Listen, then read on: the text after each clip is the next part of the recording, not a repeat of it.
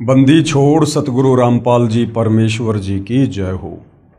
परम पिता परमात्मा सारी सृष्टि के रचनहार कुल मालिक असंख्य ब्रह्मांडों के स्वामी जगत गुरु तीनों लोकों में प्रवेश करके सबका धारण पोषण करने वाले राजाधिराज आत्माधार नाथों के नाथ देवों के देव महादेव सर्वेश्वर महेश्वर मृत्युंजय अजरो अमर आदि अनादि सनातनी प्रभु जगत पिता जगदीश्वर श्री श्री 1008 की उपाधि के वास्तविक अधिकारी अकाल मूरत सौद स्वरूपी राम वासुदेव सर्वगतम ब्रह्म परम पूज्य प्रथम पूज्य परम संत परम पुरुष परम धनी परम दयालु सत्य कबीर हक्का कबीर अल्लाहु कबीर अल्लाहु अकबर बाखबर अल्लाह ताला जगत के तारणहार जगत के मुक्तिदाता जगत के जगन्नाथ हारे के सहारे हिंदुओं के राम मुसलमानों के अल्लाह सिखों के वाहिगुरु ईसाइयों के मसीह दया के सागर दयानिधि करुणा के सागर करुणानिधि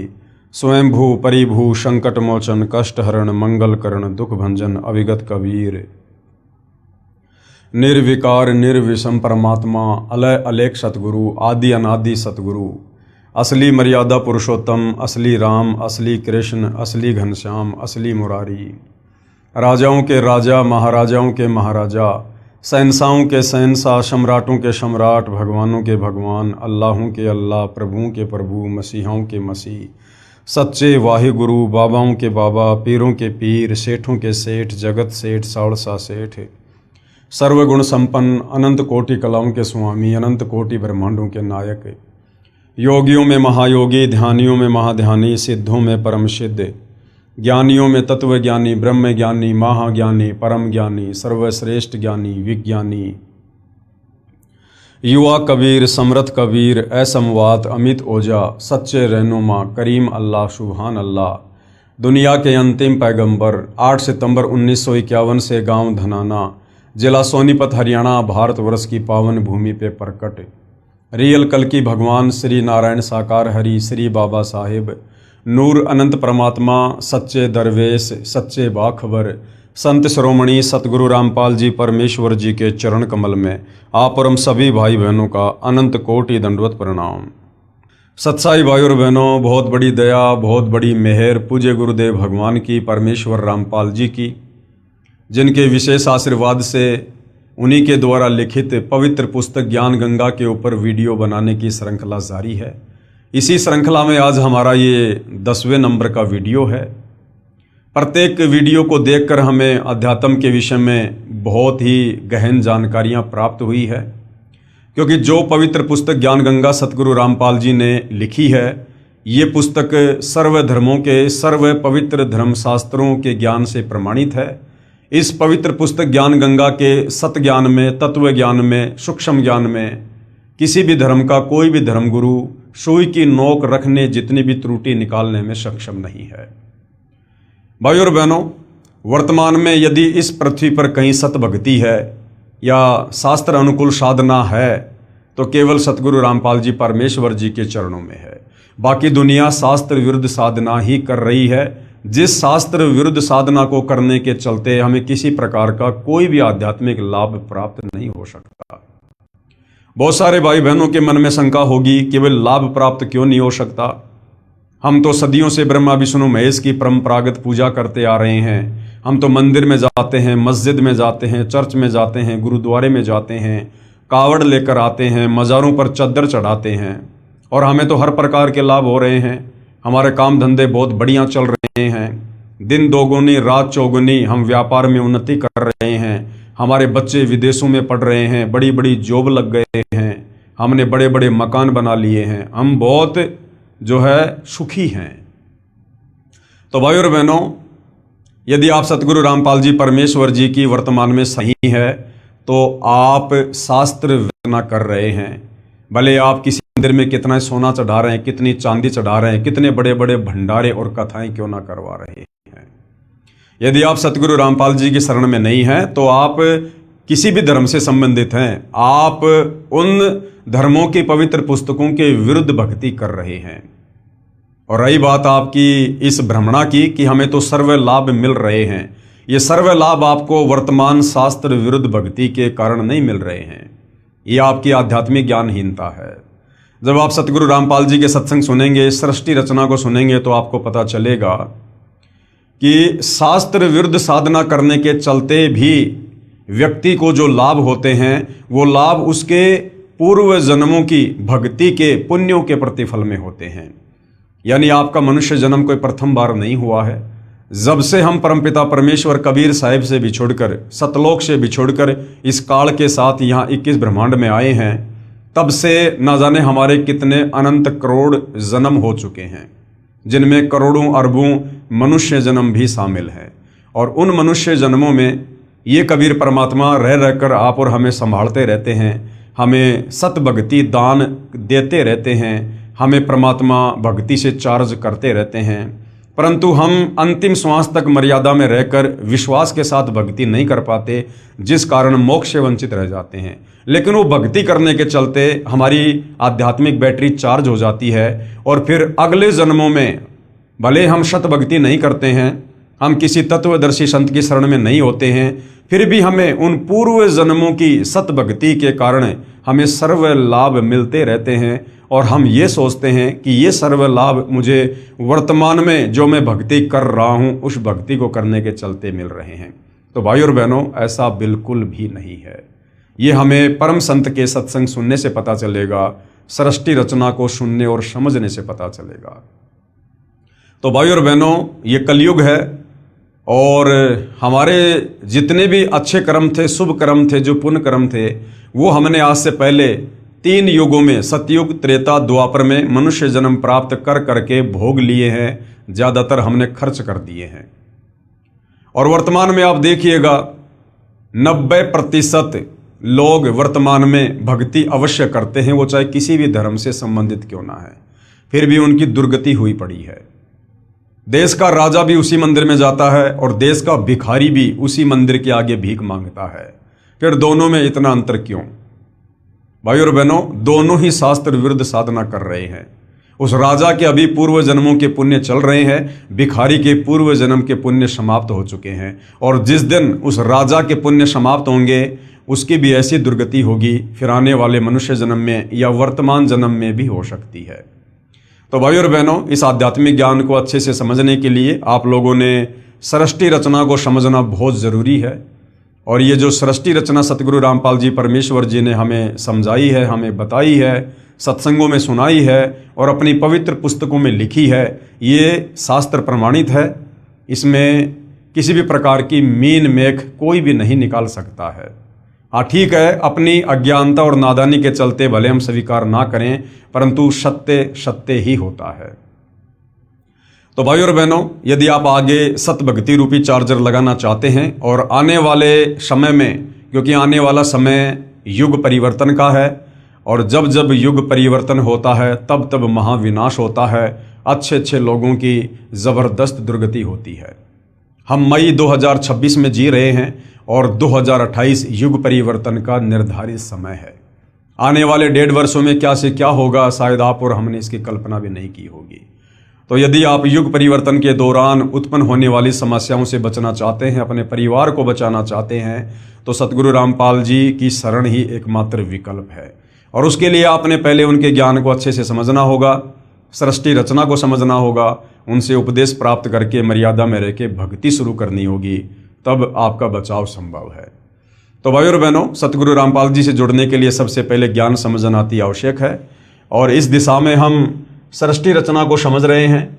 सृष्टि रचना पर आज हमारा ये 4थे नंबर का वीडियो है और प्रत्येक वीडियो में हमने सृष्टि रचना के विषय में बहुत कुछ जाना है, बहुत कुछ समझा है।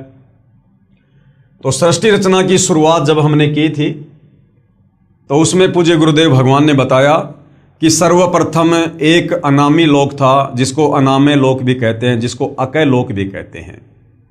और उस अनामी लोक में, उस अकय लोक में कबीर परमात्मा जी अकेले ही रहा करते थे और कहीं कोई रचना नहीं थी। उसके बाद कबीर परमात्मा, जिनको सत्य पुरुष भी कहते हैं, अकाल मूर्त भी कहते हैं, शब्द स्वरूपी राम भी कहते हैं, ये उनके उपमात्मक नाम हैं। उस कबीर परमेश्वर ने एक विचार किया और नीचे के 3 अविनाशी लोकों की रचना की, अपनी वचन शक्ति से, अपनी शब्द शक्ति से। अनामी लोक से नीचे कबीर परमात्मा जी ने अगम लोक की रचना की, उसके बाद अलख लोक की रचना की, उसके बाद सतलोक की रचना की। और इन तीनों लोकों में यानी अनामी लोक से नीचे जो तीन लोक हैं, अगम लोक, अलख लोक और सतलोक, इन तीनों लोकों में कबीर परमेश्वर अपना रूपांतरण करके खुद ही विराजमान होते हैं। उसके बाद सर्वप्रथम कबीर परमेश्वर जी ने सतलोक में सृष्टि की रचना करनी चाहिए। उसके लिए परमात्मा ने सबसे पहले अपने एक वचन से 16 द्वीपों की रचना की। उसके बाद अपने 16 शब्दों से, 16 वचनों से अपने 16 पुत्रों की रचना की और अपने प्रत्येक पुत्र को एक एक द्वीप में रहने का आदेश दिया। उसके बाद कबीर परमेश्वर जी ने अपने 12वें नंबर के पुत्र अचिंत से कहा कि बेटा अब आगे सतलोक में आप सृष्टि की रचना करो, मैं आपको वचन शक्ति देता हूं। अचिंत ने सृष्टि रचना में सहयोग के लिए एक आत्मा उत्पन्न की जिसको अक्षर पुरुष कहा जाता है, जिसको परब्रह्म भी कहा जाता है। वो अक्षर पुरुष सतलोक में बने एक मानसरोवर में जाकर सो गया और निंद्रा आ गई। काफी युगों तक वो निंद्रा से बाहर नहीं आया। अचिंत ने कबीर परमात्मा जी से प्रार्थना की कि परमात्मा, अक्षर पुरुष मानसरोवर में जाकर सो गया है, मेरी लाख कोशिशों के बावजूद भी वो बाहर नहीं आ रहा है और सृष्टि नहीं रची जा रही। तब कबीर परमेश्वर जी ने अपने पुत्र अचिंत से कहा कि बेटा आप सृष्टि रचना करने में सक्षम भी नहीं है, जिसका काम उसी को साजे और करे तो मूर्ख बाजे। कबीर परमेश्वर जी ने उस मानसरोवर के जल से थोड़ा जल लिया और एक अंडा बनाया अपनी वचन शक्ति से। उस अंडे में एक आत्मा प्रवेश की और मानसरोवर के जल में अंडा छोड़ दिया। अंडा मानसरोवर के जल में नीचे जाता है और अंडे की गड़गड़ाहट से अक्षर पुरुष की निंद्रा भंग होती है। नींद खुलते ही अक्षर पुरुष ने अंडे की ओर गुस्से से देखा, जिससे अंडा 2 भाग हो जाता है। जिसमें से जो आत्मा निकलती है उसको क्षर पुरुष का नाम दिया गया, उसको ज्योति निरंजन का नाम दिया गया। आगे चलकर वो काल कहलाया। कबीर परमेश्वर ने आकाशवाणी की कि ज्योति निरंजन और अक्षर पुरुष तुम दोनों बाहर आओ। दोनों आत्मा मानसरोवर से बाहर आती हैं। कबीर परमेश्वर के आदेश अनुसार वो दोनों आत्मा अचिंत के लोक में रहती हैं।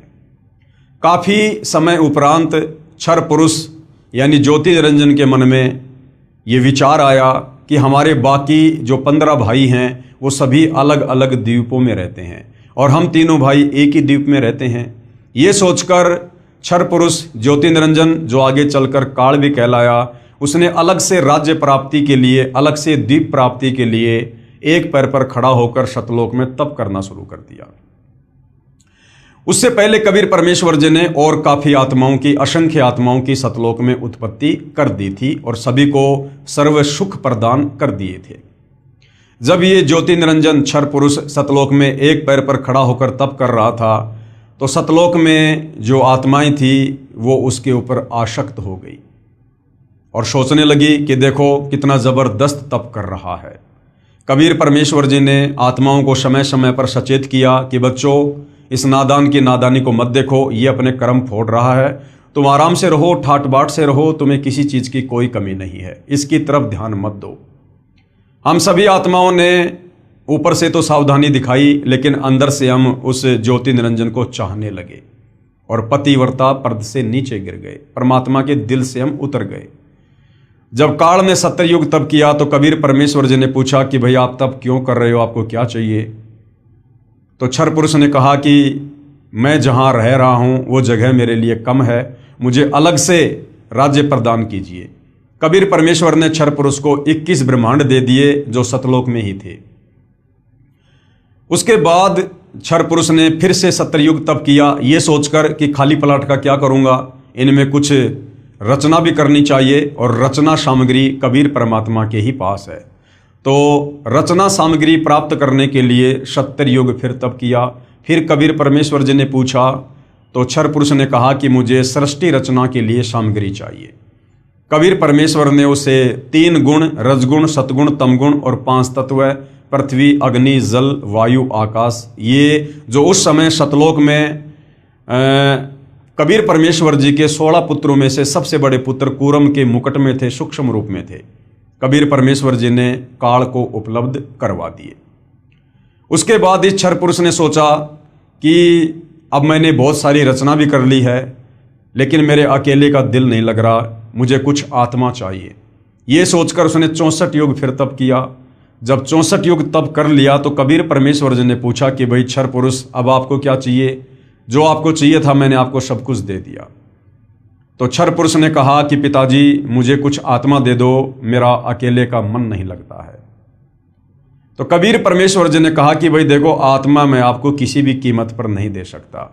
ये मेरे अंश हैं, मेरे वचन से उत्पन्न हैं, मेरे बच्चे हैं, और आपको कुछ चाहिए तो आप ले सकते हो। लेकिन भाइयों और बहनों, हम अपने कबीर परमेश्वर जी से दिल हटाकर इस काल के ऊपर हम दिल लगा चुके थे, इसलिए हम पतिव्रता पद से नीचे गिर चुके थे। तो कबीर परमेश्वर जी ने कहा कि भाई क्षर पुरुष, अगर कोई अपनी मर्जी से तेरे साथ जाना चाहता है तो मैं भेज सकता हूँ। तो कबीर परमात्मा और क्षर पुरुष दोनों हम सभी आत्माओं के पास आए, और कबीर परमेश्वर जी ने कहा कि भाई कौन कौन आत्मा है जो इस क्षर पुरुष के साथ इसके 21 ब्रह्मांडों में जाना चाहती है, क्योंकि परमात्मा ने उसको प्रथम बार उसके 70 युग वाले तप के बदले में 21 ब्रह्मांड दिए थे।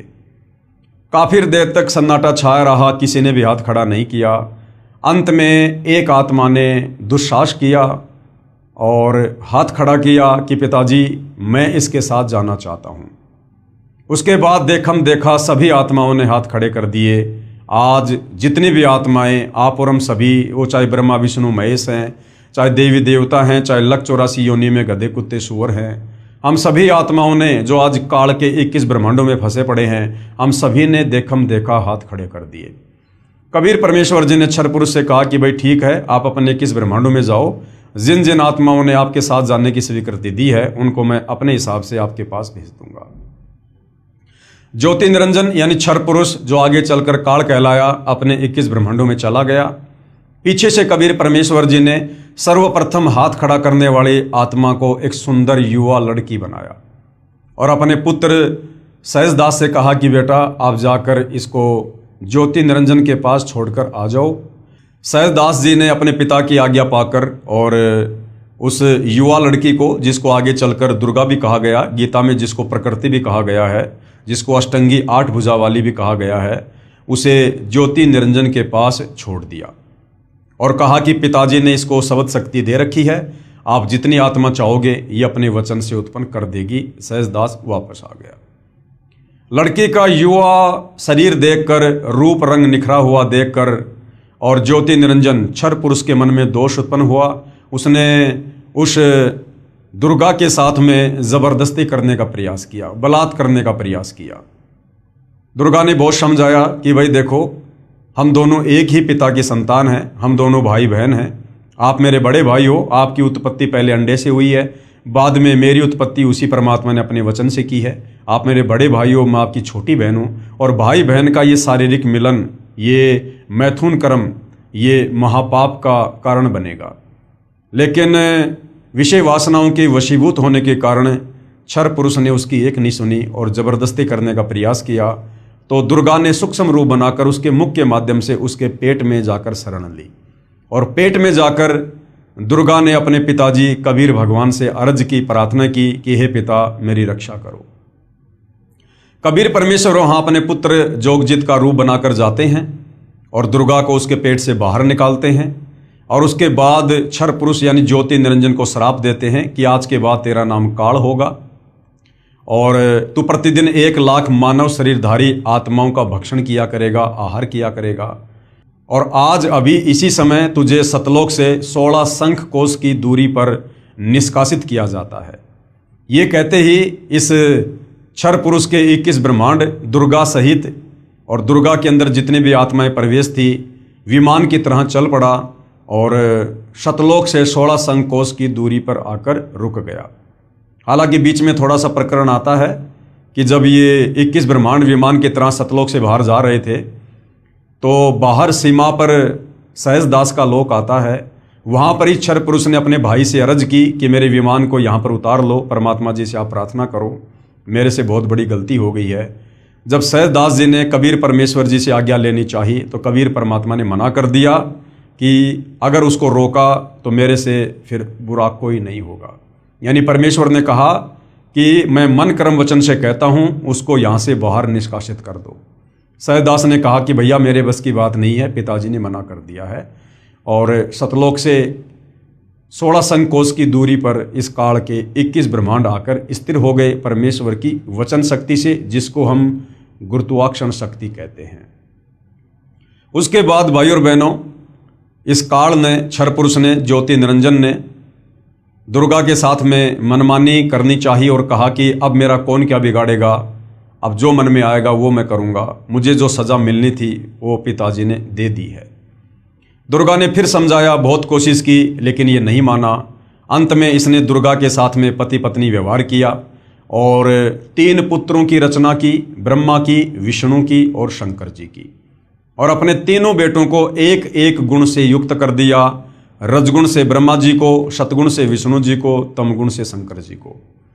तीनों पुत्रों की उत्पत्ति करके ब्रह्मा जी को कमल के फूल के ऊपर बैठाकर अचेत कर दिया, विष्णु जी को शेषनाग की सैया के ऊपर लिटाकर अचेत कर दिया और शंकर जी को कैलाश पर्वत पर बैठाकर अचेत कर दिया। और दुर्गा से कहा कि दुर्गा, अब आज के बाद मैं प्रतिज्ञा करता हूँ कि मैं किसी को भी अपने वास्तविक काल रूप में दर्शन नहीं दूंगा, क्योंकि मुझे परमात्मा जी ने श्राप दिया है। मुझे प्रतिदिन 1 लाख मानव शरीरधारी आत्माओं को खाना पड़ेगा। अगर मेरे इस दुष्कर्म का संसार में आत्माओं को पता चल गया तो फिर कोई भी मेरी पूजा नहीं करेगा और सब लोग यहाँ से बाहर निकलने का प्रयास करेंगे जब कभी कबीर परमात्मा इस लोक में ज्ञान समझाने आएंगे। तो काल ने एक अटल प्रतिज्ञा कर ली कि आज के बाद मैं अपने वास्तविक रूप में किसी को दर्शन नहीं दूंगा। और दुर्गा, अब आप इन तीनों बेटों के माध्यम से मेरे भोजन की व्यवस्था करो, सृष्टि की उत्पत्ति करो। दुर्गा ने काल का आदेश प्राप्त करके और अपने तीनों पुत्रों को सचेत कर दिया, आपस में उनको इकट्ठा कर दिया। उसके बाद में काल के आदेश से दुर्गा ने समुद्र मंथन के दौरान ब्रह्मा जी को 4 वेद दिए।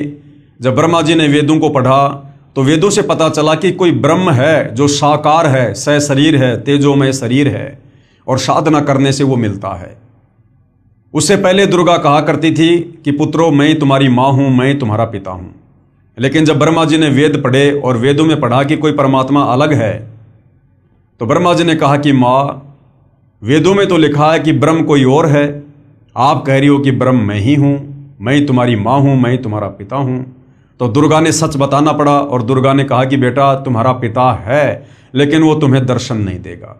ये बात सुनकर ब्रह्मा जी को अपनी माता की बातों पर अविश्वास हो गया और ब्रह्मा ने सोचा कि मैं अपने पिता के दर्शन करूंगा। ये सोचकर ब्रह्मा जी उत्तर दिशा की ओर चल दिए, जहां पर अंधेरा ही अंधेरा था। जाने से पहले दुर्गा ने कहा कि बेटा, अगर तुझे तेरे पिता ब्रह्म ने दर्शन नहीं दिए तो तू क्या करेगा? ब्रह्मा ने कहा कि मैं आपको अपनी शक्ल नहीं दिखाऊंगा। 4 युग तक ब्रह्मा जी ने ध्यान लगाया, परंतु काल यानी ब्रह्म ने उसको दर्शन नहीं दिए। उधर से काल ब्रह्म ने आकाशवाणी की कि दुर्गा, सृष्टि क्यों नहीं रची जा रही है? तो दुर्गा ने कहा कि आपका बड़ा बेटा ब्रह्मा आपकी खोज करने के लिए गया हुआ है। तो ब्रह्म ने कहा, यानी काल ने कहा कि उस ब्रह्मा को वापस बुलाओ, मैं दर्शन नहीं दूंगा। दुर्गा ने अपनी शब्द शक्ति से गायत्री नाम की एक लड़की उत्पन्न की और कहा कि अपने भाई ब्रह्मा को लेकर आओ किसी भी प्रकार से। गायत्री चली जाती है। ब्रह्मा जी समाधि में थे। गायत्री ने ध्यान से दुर्गा से जब बातचीत की, संवाद किया, तो दुर्गा ने कहा कि आप उसके पैर को हाथ लगाओ, उसके चरणों को स्पर्श करो। गायत्री ने ऐसा ही किया और ब्रह्मा जी का ध्यान भंग हुआ। ब्रह्मा जी ने कहा कि तू कौन उल्टा है जिसने मेरी समाधि भंग कर दी, मेरा ध्यान भंग कर दिया, मैं तुझे श्राप दूंगा। तो गायत्री ने कहा कि श्राप बाद में देना, पहले मेरी बात सुन लो। मुझे माता ने भेजा है तुम्हें वापस लाने के लिए, क्योंकि तुम्हारे बिना सृष्टि नहीं रची जा रही है। तो ब्रह्मा ने कहा कि भाई गायत्री, मैं वापस कैसे चलूं? मुझे पिताजी के दर्शन नहीं हुए और मैं तो प्रतिज्ञा करके आया था कि जब तक पिताजी के दर्शन नहीं होंगे मैं अपना मुंह नहीं दिखाऊंगा। गायत्री की मजबूरी थी ब्रह्मा को वापस लेकर जाना। तो गायत्री ने कहा कि आपको तो चलना पड़ेगा। तो ब्रह्मा जी ने कहा कि एक शर्त पर चल सकता हूं, यदि आप मेरी झूठी गवाही दे दो कि हाँ, मेरे सामने ब्रह्मा को इसके पिता ने दर्शन दिए। गायत्री ने कहा कि मैं झूठी गवाह नहीं दे सकती तो मैं नहीं चलूंगा। लेकिन गायत्री की मजबूरी थी। गायत्री ने सोचा कि अगर कल को मेरी बात झूठी हो गई तो मैं अकेली जो है माता के दंड का भागी बनूंगी। तो क्यों ना इस ब्रह्मा को भी बराबर का भागीदार बनाया जाए। गायत्री ने एक ऐसी शर्त रखी कि आपको मेरे साथ में शारीरिक संबंध बनाने पड़ेंगे, रति क्रिया करनी पड़ेगी, तब मैं आपकी झूठी गवाही दूंगी। ब्रह्मा जी की मजबूरी थी और दोनों ने वो कर्म किया। उसके बाद गायत्री ने सोचा क्यों ना एक गवाह और बनाया जाए। तो ब्रह्मा से बात करने के बाद में, ब्रह्मा की सहमति के बाद में, गायत्री ने अपने वचन से एक पोहपति नाम की लड़की उत्पन्न की और उसको भी यही कहा कि आप ऐसे ऐसे गवाही दो। तो पोहपति ने कहा कि मैं झूठी गवाही नहीं दूंगी, हाँ यदि ब्रह्मा मेरे साथ में शारीरिक संबंध बनाए तो मैं झूठी गवाही दे सकती हूँ। उसके बाद पोहपति के साथ ब्रह्मा जी ने शारीरिक संबंध बनाए और ब्रह्मा जी ने दोनों को बता दिया था, यदि माता जी पूछे कि तुम्हारा पिता कैसा है, दिखने में कैसा है, तो वेदों में वर्णित परमेश्वर की व्याख्या ब्रह्मा जी ने पहले ही उनको बता दी कि ऐसे कह देना कि परमात्मा मानव सदृश है, नर रूप है, तेजोमय शरीर है। और तीनों दुर्गा के पास में जाते हैं। दुर्गा ने कहा कि बेटा तुझे तेरे पिता ने दर्शन दिए? तो ब्रह्मा जी ने कहा कि हाँ मुझे मेरे पिता के दर्शन हुए। दुर्गा ने कहा कि कोई प्रमाण दो, कोई सबूत दो, कोई गवाह बताओ। तो ब्रह्मा ने कहा कि इन दोनों के सामने मुझे पिता ने दर्शन दिए। जब दुर्गा ने उन दोनों से जानना चाहा तो दोनों ने कहा कि हाँ हमारे सामने दर्शन दिए। उधर से दुर्गा ने सोचा कि ब्रह्म यानी काल मुझे तो कह रहा था कि मैं किसी को दर्शन नहीं दूंगा और ये कह रहे हैं कि मुझे दर्शन दे दिए। वो थोड़ी सी नाराज हुई और उसने ध्यान लगाया तो काल ने आकाशवाणी की कि दुर्गा ये तीनों झूठ बोल रहे हैं, मैंने इनको किसी प्रकार से कोई दर्शन नहीं दिए। यह आकाशवाणी सभी ने सुनी, सबके सिर नीचे हो गए और उसके बाद में दुर्गा ने ब्रह्मा यानी अपने बड़े बेटे को श्राप दिया कि जग में तेरी पूजा नहीं होगी और तेरे वंशज यानी ब्राह्मण धर्मगुरु जो वेदों को पढ़ेंगे, वेदों को ना समझकर आगे लोगों को ज्ञान देंगे, गुमराह करेंगे, वो भी तेरे जैसे झूठे होंगे, पाखंडी होंगे। दुनिया को गुमराह करना उनका परमो धर्म होगा। उसके बाद में दुर्गा ने अपने दूसरे नंबर के बेटे विष्णु से कहा कि बेटा आप भी अपने पिता के दर्शन कर लो, कहीं बाद में फिर आप जी बीच में समाधि लगा के बैठ जाओगे।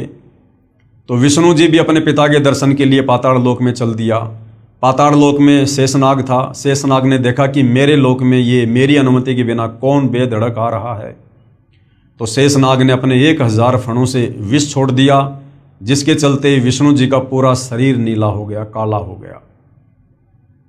विष्णु जी ने जैसे ही उसके साथ युद्ध करना चाहा तो काल ने आकाशवाणी की कि बेटा इसका बदला मैं तुझे द्वापर युग में दूंगा, तो श्री कृष्ण रूप में जाएगा और ये काली दह में कालेंद्री नाम का नाग होगा, उस समय मैं तुझे इसका बदला दूंगा। विष्णु जी वापस आ गए, अपनी माँ को आके सब कुछ सच सच बता दिया कि मुझे मेरे पिता के दर्शन नहीं हुए। दुर्गा बड़ी प्रसन्न हुई और कहा बेटा तू सतवादी होगा और जग में तेरी पूजा होगी। उसके बाद में अपने तीसरे पुत्र शंकर जी को भी दुर्गा ने कहा कि बेटा आप भी अपने पिता के दर्शन करने का प्रयास कर लो, तुम्हारे दोनों भाइयों को तो पिता ने दर्शन दिए नहीं। शंकर जी इस मामले में थोड़े समझदार निकले। उन्होंने कहा कि माता जब मेरे दोनों बड़े भाइयों को मेरे पिता ने दर्शन नहीं दिए तो फिर मैं व्यर्थ में क्यों प्रयास करूं। हे माँ मुझे ऐसा वरदान दे दो कि मैं अमर हो जाऊं, कभी ना मरूं। तो दुर्गा ने कहा कि बेटा इस 21 ब्रह्मांड में ये अमरत्व का वरदान नहीं मिल सकता, यहाँ जिसका जन्म हुआ है उसकी मृत्यु निश्चित है। लेकिन शंकर जी को ध्यान लगाने की विधि बताई, जिसके चलते शंकर जी की उम्र अपने दोनों भाइयों से 7 गुना ज़्यादा है। उसके बाद भाइयों और बहनों, काल के आदेश से दुर्गा ने समुद्र मंथन पर अपने तीनों पुत्रों ब्रह्मा विष्णु महेश को भेज दिया और कहा कि समुद्र मंथन में जो भी वस्तु निकले उसकी मुझे जानकारी देना और उनको अलग अलग रखना। समुद्र मंथन हुआ। दुर्गा समुद्र में जाकर अपने 3 रूप बनाती है। 3 लड़कियों के रूप में दुर्गा प्रकट होती है, बाहर भी खड़ी हुई है। और जब 3 लड़कियां लेकर ब्रह्मा विष्णु महेश बाहर आते हैं तो दुर्गा ने कहा कि सबसे पहले कौन सी लड़की आई? तो कहा जी ये वाली आई। तो दुर्गा ने उसका नाम सावित्री रखा और उसकी शादी ब्रह्मा जी के साथ कर दी। दूसरी का नाम लक्ष्मी रखा और विष्णु जी को दे दी। तीसरी का नाम पार्वती रखा और शंकर जी के साथ में शादी कर दी और तीनों को अपने अपने लोक में भेज दिया और तीनों को एक एक गुण से युक्त कर दिया। ब्रह्मा जी को रजोगुण से युक्त कर दिया, जिसके चलते तीनों लोकों के प्राणी रजोगुण के प्रभाव से संतान उत्पत्ति करते हैं।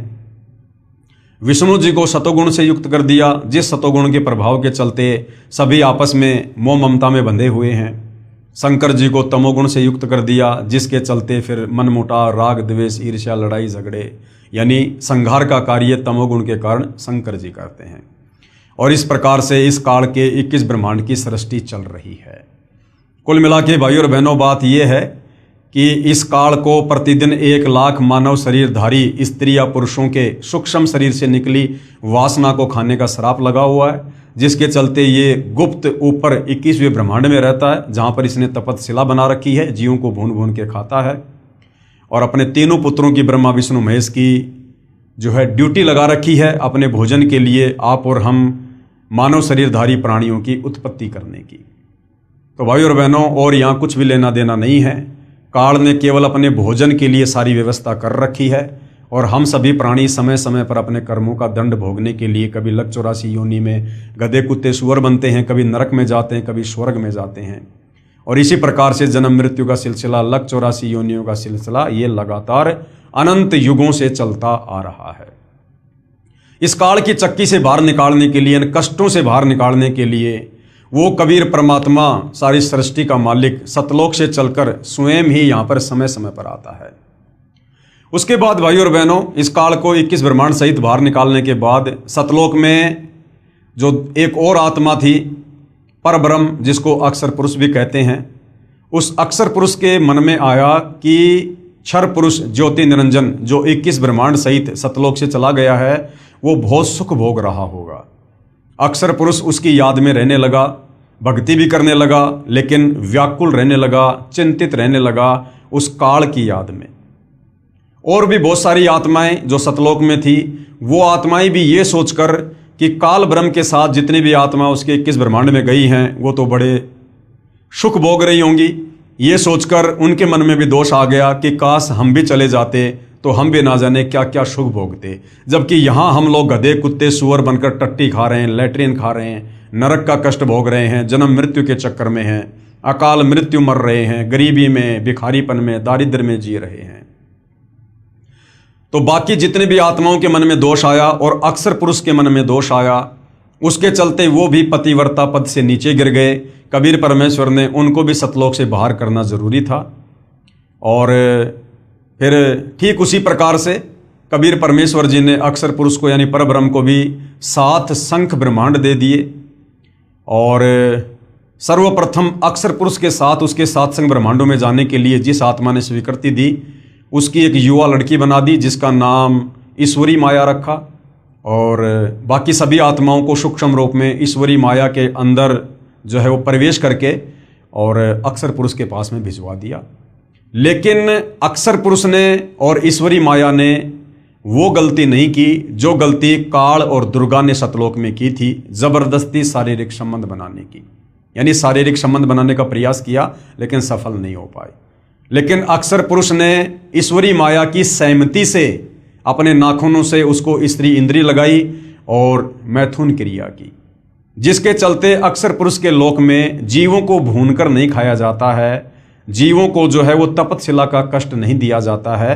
बाकी सारे के सारे कष्ट जो 21 ब्रह्मांड में हैं, काल के लोक में हैं, जैसे जन्म और मृत्यु, लक 84 योनियों का कष्ट, नरक का कष्ट, ये जो का त्यों अक्षर पुरुष के लोक में भी आत्माओं को दिया जाता है। तो भाइयों और बहनों, इस प्रकार से कबीर परमेश्वर जी ने 7 शंख ब्रह्मांड अक्षर पुरुष को और 21 ब्रह्मांड इस काल को देकर सतलोक से निष्कासित किया। उसके बाद रह रहकर कबीर परमेश्वर जी इस काल के 21 ब्रह्मांड में आते हैं, अक्षर पुरुष के 7 शंख ब्रह्मांड में जाते हैं। हम आत्माओं को सतलोक में की गई अपनी गलती सृष्टि रचना सुनाकर याद दिलाते हैं और हमें उनके बंधन से छुड़वाते हैं। जो जो आत्माएं उनके ज्ञान को स्वीकार कर लेती है, उनकी भक्ति स्वीकार कर लेती है और आजीवन मर्यादा में रहकर भक्ति करती है, उन आत्माओं को परमेश्वर वापस सतलोक लेकर जाते हैं। तो भाइयों और बहनों, यहाँ जो सृष्टि रचना चल रही है, जो सतगुरु रामपाल जी ने अपने सत्संगों में सुनाई है और अपनी पवित्र पुस्तकों में लिखी है, इसका समर्थन सर्वधर्मों के सर्व पवित्र धर्मशास्त्र भी कर रहे हैं।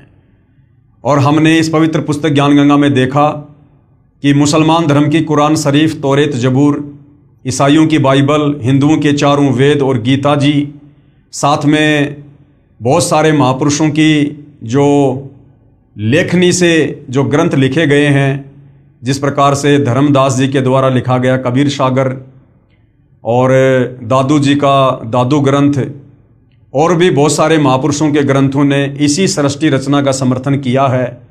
जो सृष्टि रचना कबीर परमेश्वर 650 साल पहले बनारस के काशी में बताया करते थे, जिस समय उनको अनपढ़ कहकर रिजेक्ट कर दिया गया था, आज उसी सृष्टि रचना को हमारे सर्व धर्मों के धर्मशास्त्र समर्थन दे रहे हैं।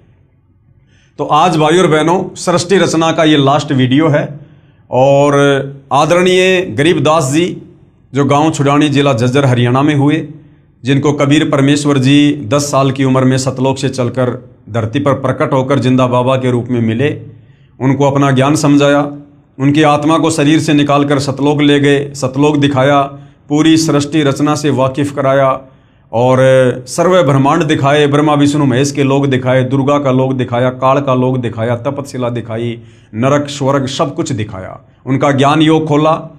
और आदरणीय गरीबदास जी ने फिर 5वें वेद सूक्ष्म वेद की रचना की।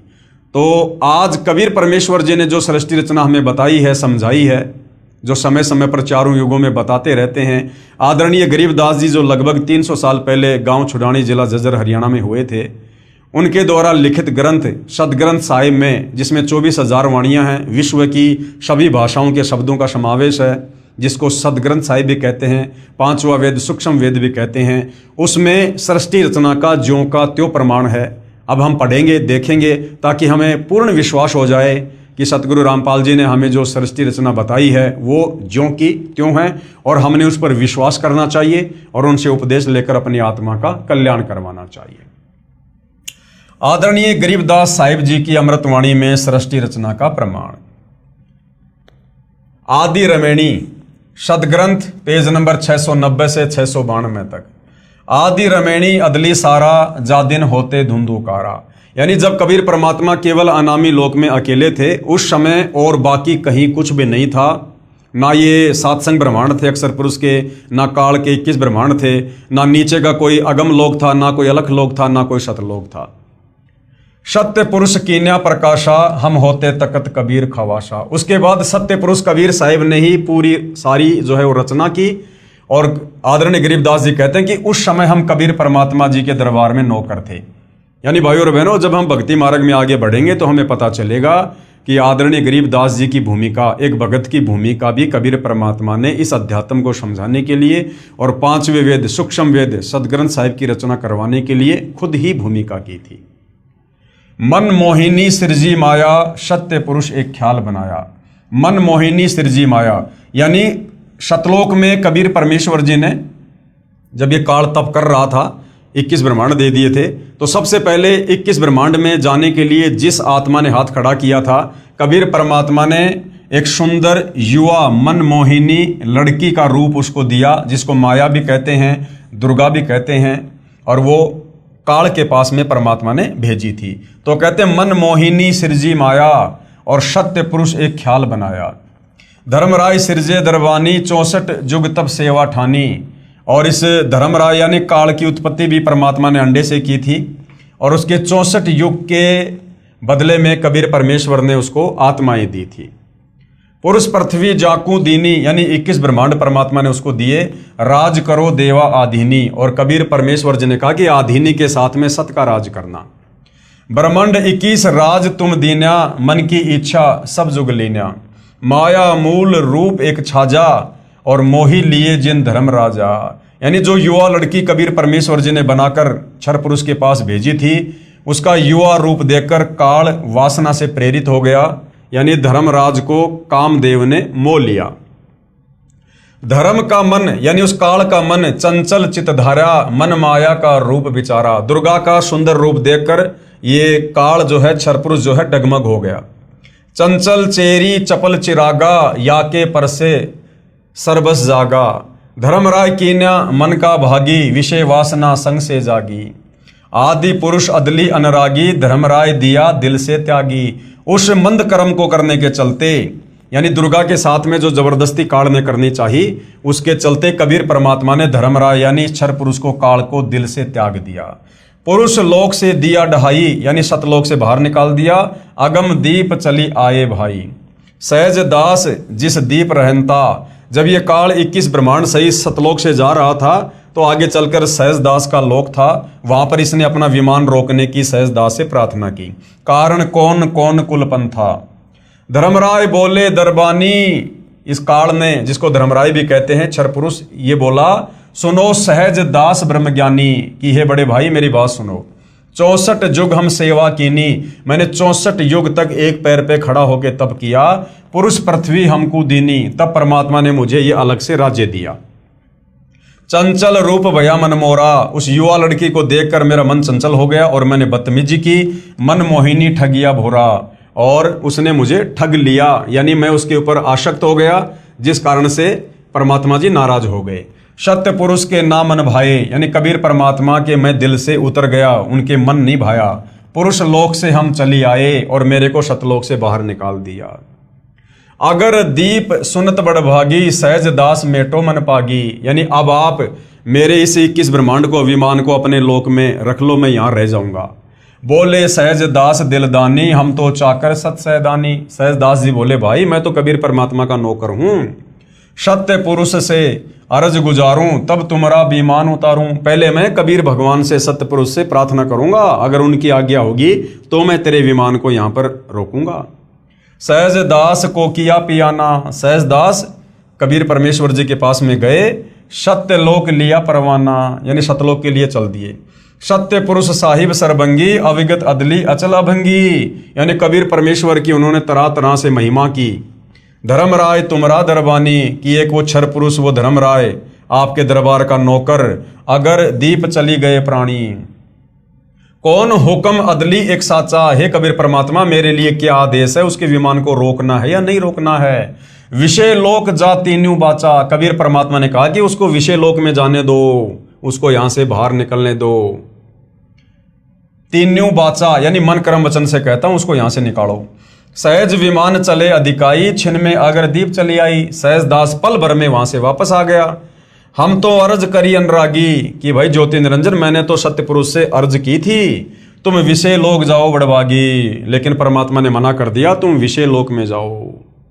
धर्मराय के चले विमाना, और 21 ब्रह्मांड विमान की तरह वहां से चल पड़े। मान सरोवर आए प्राणा। उसके बाद सतलोक में एक मान सरोवर है, वहां पर वो विमान आया। मान सरोवर रहन न पाए। काल ने वहां पर रहने की कोशिश की, लेकिन परमात्मा ने वहां भी नहीं रहने दिया।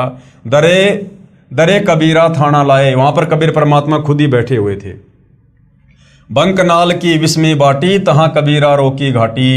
इन पांचों मिल जगत बंधाना, लख 84 जीव संताना।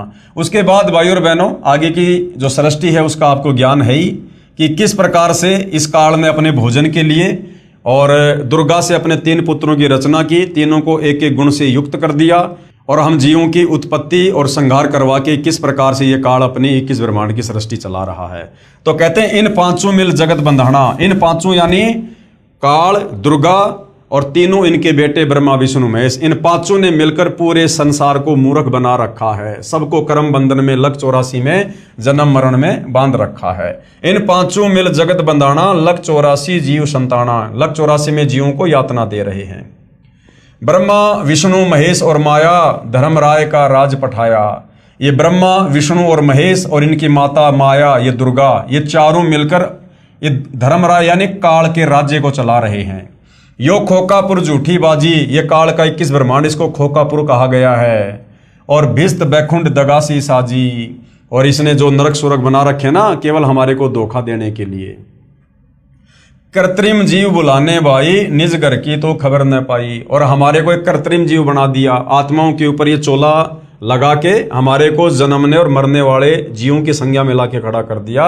और निज घर की तो खबर न पाई, और हमारा जो वास्तव में जो घर है सतलोक, उसकी अब किसी को खबर नहीं लगने देता कि तुम कहाँ से आए थे, क्यों आए थे, क्या तुमने गलती करी थी जिस कारण से तुम यहाँ पर फंसे पड़े हो, इसकी खबर नहीं लगने दे रहा। 1.25 लाख उपजे नित हंसा। 1.25 लाख जीवों की उत्पत्ति दुर्गा काल के लिए रोजाना करती है। 1 लाख विनसे नित हंसा, और 1 लाख को ये काल रोजाना खाता है। उत्पत्ति खपती परले केरी, हर शोक जोरा जमजेरी। यानी जन्म मरण और ये दुख, ये सारे यहाँ पर काल के जो कष्ट हैं वो दिए जा रहे हैं। पांचों तत्व हैं परले माही, सतगुण रजगुण तमगुण झाई।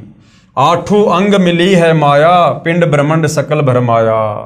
या में सुरती शब्द की डोरी, पिंड ब्रह्मंड लगी है खोरी। श्वासा पारस मन गए राखो, खोले कपाट अमीर चाखो। यानी कबीर परमेश्वर जी आकर जो श्वासों का नाम देते हैं, सतनाम देते हैं, उससे फिर हमारा ज्ञान योग खुलता है और हमें यहाँ से बाहर निकलने का रास्ता मिलता है। सुनाऊं हंस शब्द सुनदासा, अगम दीप है अग है बासा। फिर कबीर परमेश्वर तत्वदर्शी संत के रूप में आते हैं और हमें फिर वास्तविक ज्ञान बताते हैं, भक्ति देते हैं और हमें फिर अगम दीप यानी सबसे आगे का जो दीप है, जो सतलोक है, हमें उसकी जानकारी देते हैं। भव सागर जमदंड जमाना, धर्मराय का है तलबाना। पांचों ऊपर पद की नगरी, बाट विहंगम बंकी डगरी। इन पांचों के ऊपर दुर्गा काल और ब्रह्मा विष्णु महेश के ऊपर वो वास्तविक वो नगर है, सतलोक है, जहाँ पर जाना इतनी आसान बात नहीं है। हमरा धर्मराय से दावा, भवसागर में जीव भरमावा। कबीर परमेश्वर का जो है इस धर्मराज यानी काल के साथ में एग्रीमेंट है। हम तो कहें अगम की बाणी, जहाँ अविगत अदली आप बिनानी। बंदी छोड़ हमारा नामम, अजर अमर है अस्तिर ठामर। जुगन जुगन हम कहते आए, जम जोरा से हंस छुड़ाए। यानी युगों युगों से हम यहाँ पर आ रहे हैं, सृष्टि रचना बता रहे हैं, ज्ञान समझा रहे हैं। जम यानी काल, जोरा यानी मौत, इससे हम जीवों को छुटाने का प्रयास करते हैं। जो कोई माने शब्द हमारा, जो हमारे ज्ञान को स्वीकार कर लेता है, भवसागर नहीं भर में धारा, वो दोबारा काल के किस ब्रह्मांड में नहीं आता, उसका मोक्ष हो जाता है। या में सुरती शब्द का लेखा, तन अंदर मन कहो किन देखा। दास गरीब अगम की वाणी, खोजा हंसा शब्द सैदानी। उपरोक्त अमृतवाणी का भावार्थ है कि आदरणीय गरीबदास साहिब जी ने भी यही कहा है कि यहाँ पहले केवल अंधकार था तथा पूर्ण परमात्मा कबीर साहिब जी सतलोक में तख्त सिंहासन पर विराजमान थे। हम वहाँ चाकर थे यानी नौकर थे। परमात्मा ने ज्योति निरंजन को उत्पन्न किया, फिर उसके तप के प्रतिफल में 21 ब्रह्मांड प्रदान किए। फिर माया यानी प्रकृति, जिसको दुर्गा भी कहते हैं, उसकी उत्पत्ति की। युवा दुर्गा के रूप पर मोहित होकर ज्योति निरंजन यानी ब्रह्म ने दुर्गा यानी प्रकृति से बलात्कार करने की चेष्टा की। ब्रह्म यानी काल को उसकी सजा मिली, उसे सतलोक से निकाल दिया तथा श्राप लगा कि 1 लाख मानव शरीरधारी प्राणियों का प्रतिदिन आहार करेगा, 1.25 लाख उत्पन्न करेगा। यहाँ सभी प्राणी जन्म मृत्यु का कष्ट उठा रहे हैं। यदि कोई पूर्ण परमात्मा का वास्तविक शब्द, सच्चा नाम जाप मंत्र हमारे से प्राप्त करेगा, उसको काल की बंद से छुड़वा देंगे। हमारा बंदी छोड़ नाम है, यानी जो काल के कर्म बंधनों से छुड़वा दे, सतलोक में भेज दे, उसको कहते हैं बंदी छोड़। आदरणीय गरीबदास जी अपने गुरु व प्रभु कबीर परमात्मा के आधार पर कह रहे हैं कि सच्चे मंत्र अर्थात सतनाम व सार शब्द की प्राप्ति कर लो, पूर्ण मोक्ष हो जाएगा। नहीं तो नकली नामदाता संतों व महंतों की मीठी मीठी बातों में फंसकर शास्त्र विधि रहित साधना करके काल जाल में रह जाओगे, फिर कष्ट पर कष्ट उठाओगे। कहने का मतलब भाइयों और बहनों, हमें सृष्टि रचना पर विश्वास हो, इसके लिए महापुरुषों की जो है ये बातें बताई जा रही हैं। तो आदरणीय गरीबदास जी के सदग्रंथ साहिब में भी सृष्टि रचना का ज्यों का त्यों प्रमाण है। संत गरीबदास जी कृत अमर ग्रंथ के अध्याय हंस परमहंस की कथा की वाणी नंबर 37 और 43 में क्या कहा गया है सृष्टि रचना को लेकर। माया आदि निरंजन भाई, और अपने जाए आपे खाई। ये दुर्गा, ये माया, ये खुद ही पैदा करती है और खुद ही ये काल के पास में भोजन के लिए भेज देती है। यानी कहने का मतलब है भाइयों और बहनों, ये खुद ही पैदा करते हैं। ये काल और दुर्गा, ब्रह्मा विष्णु महेश को भी पैदा किया, फिर उसके बाद आप और हम सभी जीवों को पैदा किया। यानी हम सब यहाँ 21 ब्रह्मांड में काल और दुर्गा की संतान हैं, इसी से उत्पन्न हैं। और ये फिर सबको तपस्या पे भून भून के खाते हैं सबको। एक सत्संग में गुरुदेव ने बताया कि ये दुर्गा भी, ये दुर्गा और काल ये दोनों जीवों को खाते हैं, दोनों के दोनों। क्योंकि मालिक ने बताया जब घर में भोजन बनता है तो पत्नी भी खाती है। तो ये काल की 21 ब्रह्मांड की जो सृष्टि है, उसके जो घटिया नियम हैं, जो कर्म हैं, उसके बारे में बताया जा रहा है, ताकि हमारी आस्था यहाँ से हटे कि ये माया यानी दुर्गा और ये निरंजन यानी काल, ये दोनों हमें उत्पन्न करते हैं जीवों को और दोनों ही खाते हैं। ब्रह्मा विष्णु महेश चेला, ओम सोहम का है खेला। शिखर शून्य में धर्म अन्यायी, जिन शक्ति डायन महल पठाई। शिखर शून्य में यानी 21वें ब्रह्मांड के टॉप मोस्ट पैलेस पर, उस ब्रह्मलोक में शिखर शून्य में सबसे ऊपर 21 ब्रह्मांड में ये धर्म यानी ये काल अन्यायी रहता है। जिन शक्ति डायन महल पठाई, और जिसने दुर्गा को यहाँ पर जीवों की उत्पत्ति और जो है प्रलय के लिए यहाँ पर एक जिम्मेदारी दे रखी है, एक नौकरी दे रखी है।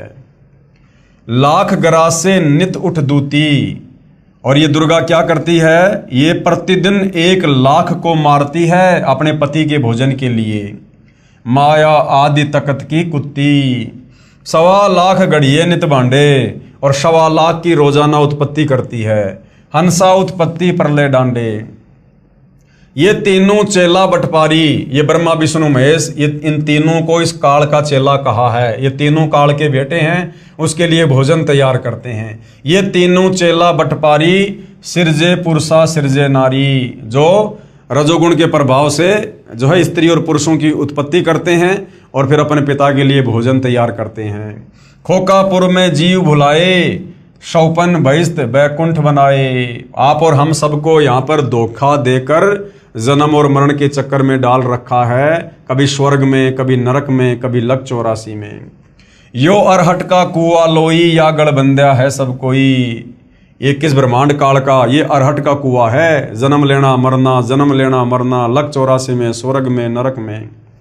कीड़ी यानी चीटी, कुंजर यानी हाथी, और अवतारा यानी ब्रह्मा विष्णु महेश जो ये अवतार रूप में आते हैं।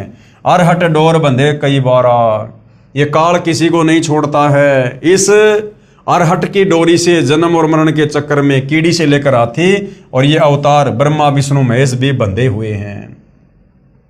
अरब अलील इंदर हुए हैं भाई, अरब अलील इंदर, अरहट डोरी बंधे सब आई।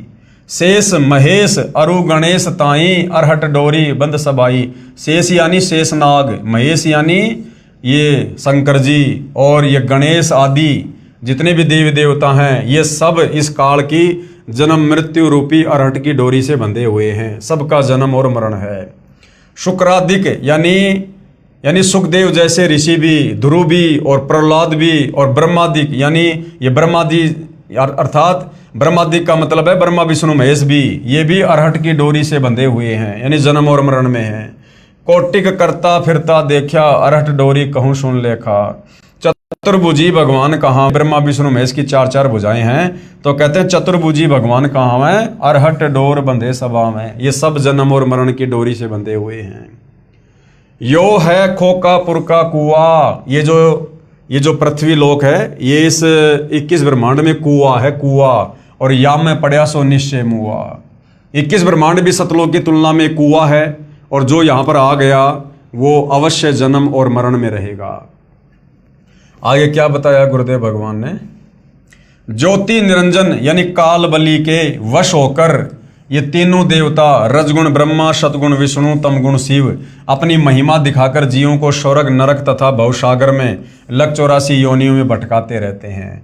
ज्योति निरंजन यानी काल अपनी माया से नागिनी की तरह जीवों को पैदा करते हैं और फिर मार देते हैं। जिस प्रकार नागिनी अपनी दुम से अंडों के चारों ओर कुंडली बनाती है, फिर उन अंडों पर अपना फन मारती है, जिससे अंडा फूट जाता है, उसमें से बच्चा निकल जाता है, उसको नागिनी खा जाती है। फन मारते समय कई अंडे फूट जाते हैं, क्योंकि नागिनी, ये भाई और बहनों, वो अरहट के कुएं का एक चित्र समझा रखा है। जिस प्रकार पहले इस प्रकार से कुएं से पानी निकाला करते थे, पहले ट्यूबवेल वगैरह मोटर वगैरह नहीं होती थी, इसी प्रकार से कुएं से जो है वो पानी निकाला जाता था। तो एक ये चैन है, ये चैन है, और इस चैन के साथ में बाल्टियां वेल्ड कर दी जाती थी और बैलों से इसको घुमाया जाता था। तो बाल्टी क्या होती थी, नीचे तो पानी से भर जाती थी और ऊपर आकर यहाँ पर ये खाली हो जाया करती थी। तो कहते हैं कि इस काल का 21 ब्रह्मांड इस अरहट की तरह से है। हम इस पृथ्वी लोक पर आते हैं, यहाँ पर मनुष्य जन्म प्राप्त करते हैं, जैसा भी धर्म कर्म करते हैं, भक्ति करते हैं, थोड़े बहुत हम पुण्य प्राप्त करते हैं, पाप प्राप्त करते हैं, यहाँ से अपने पाप और पुण्य का थैला भर के और ऊपर जाते हैं स्वर्ग में, महास्वर्ग में, वहाँ पर अपनी भक्ति को खर्च करके फिर वापस मनुष्य जन्म प्राप्त करके इस पृथ्वी लोक पर आ जाते हैं। कभी हम यहाँ पर लक 84 योनियों में चींटी बनते हैं, कभी हाथी बनते हैं, और कभी ब्रह्मा विष्णु महेश बनते हैं, कभी स्त्री और पुरुष बनते हैं। तो ये जन्म मरण का चक्कर, पाप पुण्य का खेल इसी प्रकार से काल के 21 ब्रह्मांड में चलता रहता है। आगे क्या बताया है? उस नागिनी के बहुत सारे अंडे होते हैं, जो अंडे फूटते हैं उनमें से बच्चे निकलते हैं। यदि कोई बच्चा कुंडली यानी सर्प की दुम का घेरा से बाहर निकल जाता है तो वह बच्चा बच जाता है, नहीं तो कुंडली में वह नागिनी छोड़ती नहीं है। जितने बच्चे उस कुंडली के अंदर होते हैं उन सबको खा जाती है। जो साधक यानी जो भगत ब्रह्म यानी काल ब्रह्म यानी ज्योति निरंजन और देवी दुर्गा तथा ब्रह्मा विष्णु शिव तथा अन्य देवताओं तक की भक्ति करते हैं, वे काल ब्रह्म रूपी नागिनी के घेरे यानी जन्म मरण के चक्कर में काल रोक में रह जाते हैं, जिनको काल ज्योति निरंजन खाता है। यानी काल की भक्ति यानी गीता जी में जो ब्रह्म भक्ति बताई है, जिसका ओम मंत्र है, चाहे तो ये ब्रह्म की भक्ति कर लो, चाहे दुर्गा की कर लो, चाहे ब्रह्मा विष्णु महेश की भक्ति कर लो, चाहे नीचे के देवी देवताओं की भक्ति कर लो, ये 21 ब्रह्मांड की भक्ति है। इस भक्ति से हम बाहर नहीं निकल सकते, जन्म मरण के चक्कर में रहेंगे और काल हर बार हमें तपशिला पर भून भून के इसी प्रकार से खाएगा। माया काली नागिनी अपने जाए खात और कुंडली में छोड़े नहीं, 100 बातों की बात। इसी प्रकार ये काल बलि का जाल है, इस काल का जाल है। निरंजन तक की भक्ति पूरे संत से नाम लेकर करेंगे तो भी इस निरंजन की कुंडली 21 ब्रह्मांड से बाहर नहीं निकल सकते। अगर आप सतगुरु रामपाल जी से केवल इस काल तक की भक्ति लेकर भक्ति करोगे, केवल ओम नाम की भक्ति करोगे, प्रथम मंत्र लोगे, तो भी आप इसके जन्म और मरण के चक्कर से बाहर नहीं निकल सकते। हाँ, यदि आपने सतगुरु रामपाल जी से, तत्वदर्शी संत से अगर भक्ति का पूरा कोर्स ले लिया, प्रथम मंत्र प्राप्त कर लिया जिसमें काल ब्रह्मा विष्णु महेश और दुर्गा सबके मंत्र हैं, उसके बाद यदि आपने शतनाम भी प्राप्त कर लिया और तीसरा मंत्र सार नाम प्राप्त कर लिया और फिर सार शब्द आपको प्राप्त हुआ, तो आप इस काल के अरहट के कुएं से, जन्म मरण के चक्कर से बाहर निकल सकते हैं। स्वयं ब्रह्मा विष्णु महेश आदि माया शेरा वाली भी निरंजन की कुंडली में है, यानी ब्रह्मा विष्णु महेश को भी ये काल बलि तपशिला पर भून भून के खाता है। ये बेचारे अवतार धार कर आते हैं और जन्म मृत्यु का चक्कर काटते रहते हैं। इसलिए विचार करें, सोहम जाप जो कि ध्रुव और प्रहलाद व सुखदेव ऋषि ने जपा, वह भी पार नहीं हुए, क्योंकि श्री विष्णु पुराण के प्रथम अंश के अध्याय 12 के श्लोक नंबर 93 में पेज नंबर 51 पर लिखा है कि ध्रुव केवल एक कल्प अर्थात 1000 चतुर्युग तक ही मुक्त है, इसलिए काल लोक में ही रहे तथा ओम नमः भागवते वासुदेवाय मंत्र का जाप करने वाले भगत भी श्री कृष्ण तक की भक्ति कर रहे हैं, वे भी 84 लाख योनियों के चक्कर काटने से नहीं बच सकते।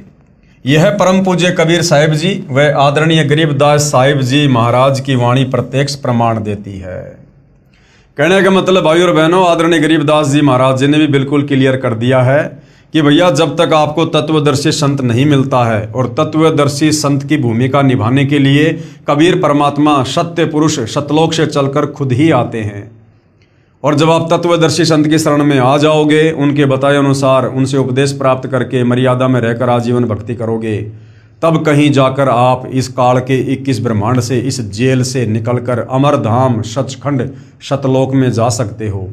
और जब तक आप सतलोक में नहीं जाओगे, क्योंकि बाकी जितने भी संत महात्मा आचार्य शंकराचार्य किसी भी धर्म के मुल्ला मौलवी पादरी हैं, वो सब के सब शास्त्र विरुद्ध साधना ही करते हैं, काल के जाल में बने रहने वाली साधना ही करते हैं। उनकी भक्ति साधना में आप चाहे कितना जप कर लो, कितने मंत्र जाप कर लो, कितना दान धर्म कर लो, कितने ही भंडारे कर लो, कितना ही कुछ कर लो, आप काल के जाल में ही रहोगे।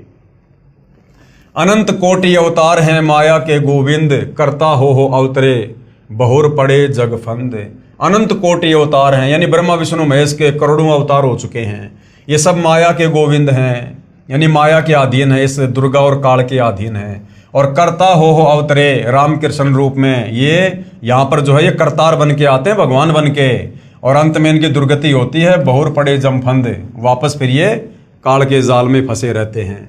जिस प्रकार त्रेता युग में श्री रामचंद्र जी की अंत में कैसे मृत्यु हुई, वो इतने दुखी हो गए, इतने दुखी हो गए, उनकी पत्नी धरती में समा गई, उनके बच्चे उनके विरोधी हो गए, और अंत में श्री रामचंद्र जी ने सरयू नदी में आत्महत्या करनी पड़ी, जिसको हम समाधि कहते हैं कि जिंदा समाधि ले ली, जल समाधि ले ली।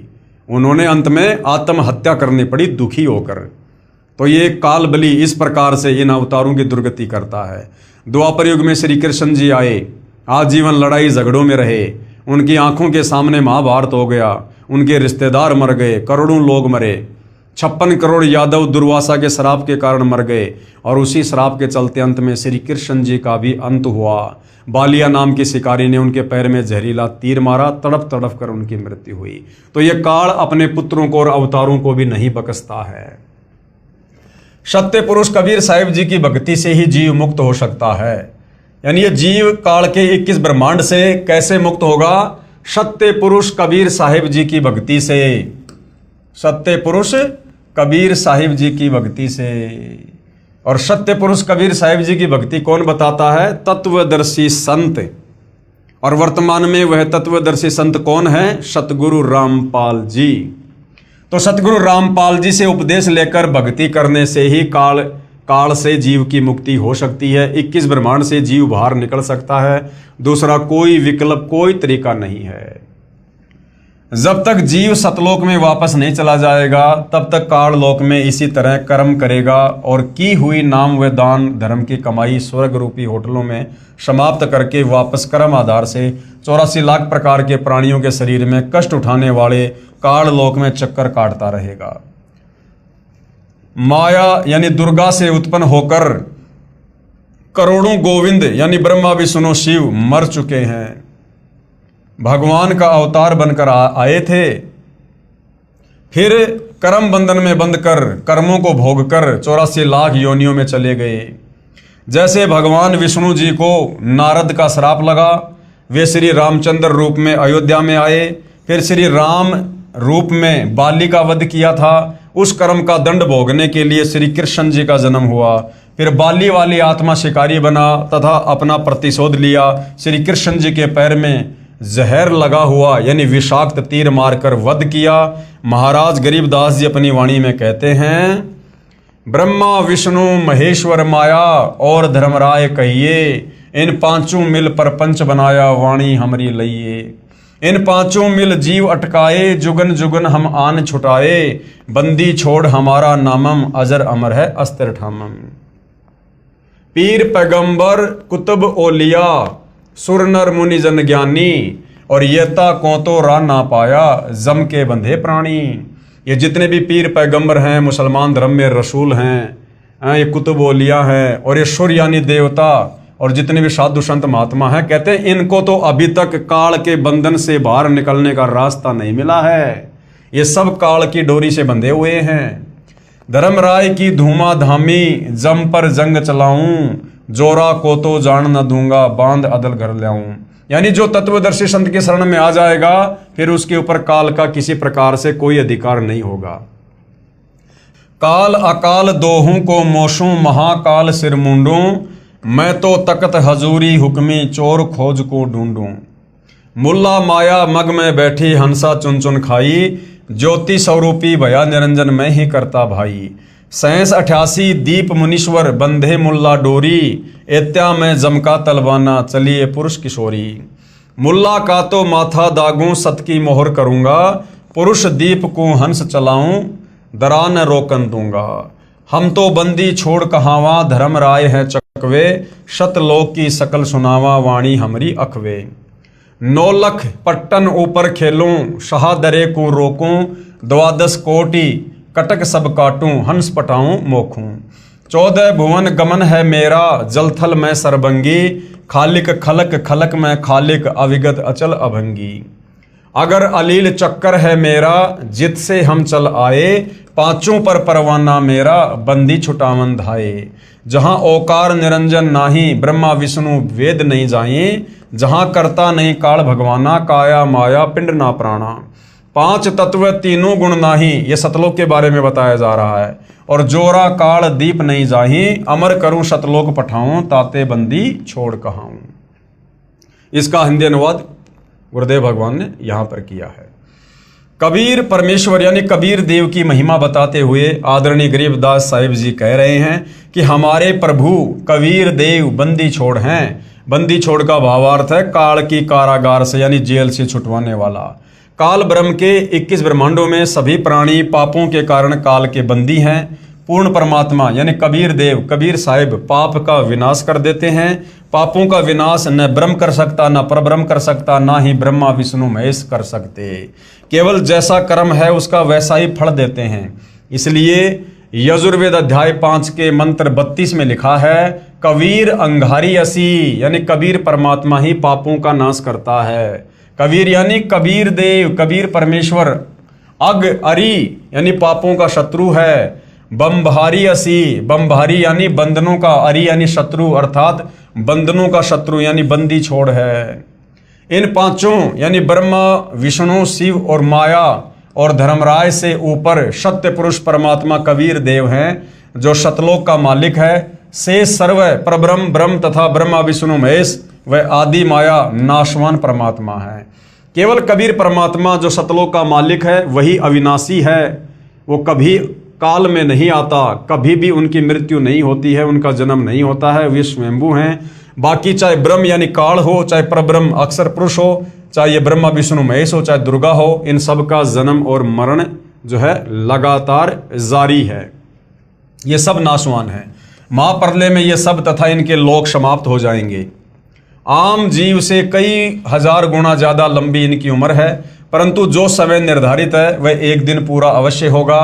इसी विषय में आदरणीय गरीबदास जी महाराज ने कहा है शिव ब्रह्मा का राज इंद्र गिनती कहाँ, चार मुक्ति बैकुंठ समझ एता लहा। शंख जुगन की जूनी उम्र बढ़धारिया, जा जननी कुर्बान सुकागज पारिया। येती उम्र बुलंद मरेगा अंतरे, सत्य सतगुरु लगे न कान न भेटे संतरे। क्या अनुवाद किया गुरुदेव ने? चाहे शंख युग की लंबी उम्र भी क्यों ना हो वह एक दिन समाप्त जरूर होगी। यदि सत्य पुरुष परमात्मा यानी कबीर देव कबीर साहिब के नुमाइंदे पूर्ण संत गुरु जो 3 नाम का मंत्र जिसमें एक ओम दूसरा तत् तीसरा सत्य जो सांकेतिक है जो नाम देता है तथा उसे पूर्ण संत द्वारा नामदान करने का आदेश है, उसे उपदेश लेकर नाम की कमाई करेंगे तो हम सतलोक के अधिकारी हंस हो सकते हैं। अब भाई और बहनों, कबीर परमेश्वर अपना कोई भी नुमाइंदा यहाँ नहीं भेजता है। कबीर परमेश्वर अपने आप को छुपाते हुए अपने आप को ही कबीर जी का दास बताकर नुमाइंदा बताकर आप और हमें यहाँ पर तत्व ज्ञान समझाते हैं, सतगुरु की भूमिका करते हैं। सत्य साधना बिना बहुत लंबी उम्र कोई काम नहीं आएगी, क्योंकि निरंजन लोक में दुख ही दुख है। यानी काल के लोक में चाहे लाखों साल की उम्र प्राप्त कर लो, यहाँ पर दुखों के सिवा कुछ भी नहीं है। कबीर जीवन तो थोड़ा ही भला, जय सत सुमरण होए, लाख बरस का जीवना लेखे धरे न कोई। यदि सत्य साधना की जाए तो कम उम्र ही अच्छी है। यदि सत्य साधना सत्य पुरुष की नहीं है तथा काल ब्रह्म की व देवताओं व देवियों की पूजा करके व प्राणायाम आदि करके लंबी आयु जीने वालों का कोई लेखा यानी मोक्ष मार्ग में नहीं किया जाएगा। इतनी लंबी आयु जितनी शंकर जी की है मिल जाए तो भी एक दिन मृत्यु अवश्य होगी, और करोड़ों बार हो चुकी है, अरबों बार हो चुकी है। ब्रह्मा विष्णु महेश की जो इतनी लंबी उम्र है ये भी अरबों करोड़ों खरबों बार मर चुके हैं। आम जीव की तो गिनती नहीं है। भक्ति गलत है, इसलिए जन्म तथा मृत्यु का चक्कर बना रहेगा। ऐसी उम्र का क्या औचित्य। कबीर साहिब अपनी यानी पूर्ण ब्रह्म की जानकारी स्वयं ही बताते हैं कि इन परमात्माओं से ऊपर यानी ब्रह्मा विष्णु महेश से ऊपर, दुर्गा से ऊपर, ब्रह्म से ऊपर, परब्रह्म से ऊपर असंख्य भुजा का परमात्मा सत्य पुरुष है जो सतलोक सचखंड सतधाम में रहता है तथा उसके अंतर्गत सर्वलोक यानी इस ब्रह्म काल के 21 ब्रह्मांड व ब्रह्मा विष्णु शिव आदि के लोक तथा परब्रह्म यानी अक्षर पुरुष के 7 संग ब्रह्मांड व अन्य सभी ब्रह्मांड आते हैं, और वहां पर शतनाम शारनाम के जाप द्वारा जाया जाएगा जो पूरे गुरु से प्राप्त होता है। और पूरा गुरु वर्तमान में धरती पर केवल सतगुरु रामपाल जी है। सचखंड यानी सतलोक में जो आत्मा चली जाती है उसका पुनर्जन्म नहीं होता, यानी वो आत्मा फिर वापस काल के लोक में नहीं आती है, और ना सतलोक में कभी वो मृत्यु में आती है। केवल एक बार जन्म होता है, उसके बाद फिर मृत्यु कभी नहीं होती है। सत्य पुरुष यानी पूर्ण ब्रह्म कबीर साहिब कबीर देव ही अन्य लोकों में स्वयं ही भिन्न भिन्न नामों से विराजमान है। जैसे अलख लोक में अलख पुरुष, अगम लोक में अगम पुरुष और अकय लोक में अनामी पुरुष रूप में विराजमान हैं। ये तो उपमात्मक नाम है, परंतु वास्तविक नाम उस पूर्ण पुरुष का कबीर देव, भाषा भिन्न होकर कबीर साहिब है। अब भाइयों और बहनों, सिख धर्म के प्रवर्तक आदरणीय नानक जी की वाणी में भी सृष्टि रचना का संकेत है, प्रमाण है। आदरणीय नानक जी की वाणी में सृष्टि रचना का प्रमाण। हम यहाँ पर नानक जी के नाम के आगे साहिब शब्द का यूज नहीं कर सकते, क्योंकि वर्तमान में भाइयों और बहनों कलयुग की बिचली पीढ़ी है, मोक्ष का प्राइम टाइम है। हालांकि नानक जी की भूमिका कबीर परमात्मा ने की थी, लेकिन हम वर्तमान में चूंकि कलयुग की बिचली पीढ़ी में हमने सतगुरु रामपाल जी को सतगुरु धारण कर लिया है, और हमारे लिए हमारे सतगुरु से बढ़कर फिर और कोई साहिब नहीं है। यदि हमने किसी और में साहिब देखा, किसी और को साहिब माना, तो फिर हम पतिव्रता पद से नीचे गिर जाते हैं। आदरणीय नानक जी की वाणी में सृष्टि रचना का संकेत। श्री नानक जी की अमृतवाणी महिला वन राग बिलावलू अंश 1 गुरु ग्रंथ साहिब पेज नंबर 839। आपे सचू किया कर जोड़ी, अंडज फोड़ी जोड़ी बिछोड़, धरती आकाश किए बैसन कहूँ थाऊं, राती दिन तू किए भऊ भाऊ। ये पंजाबी है जो हिंदी में लिखी हुई है।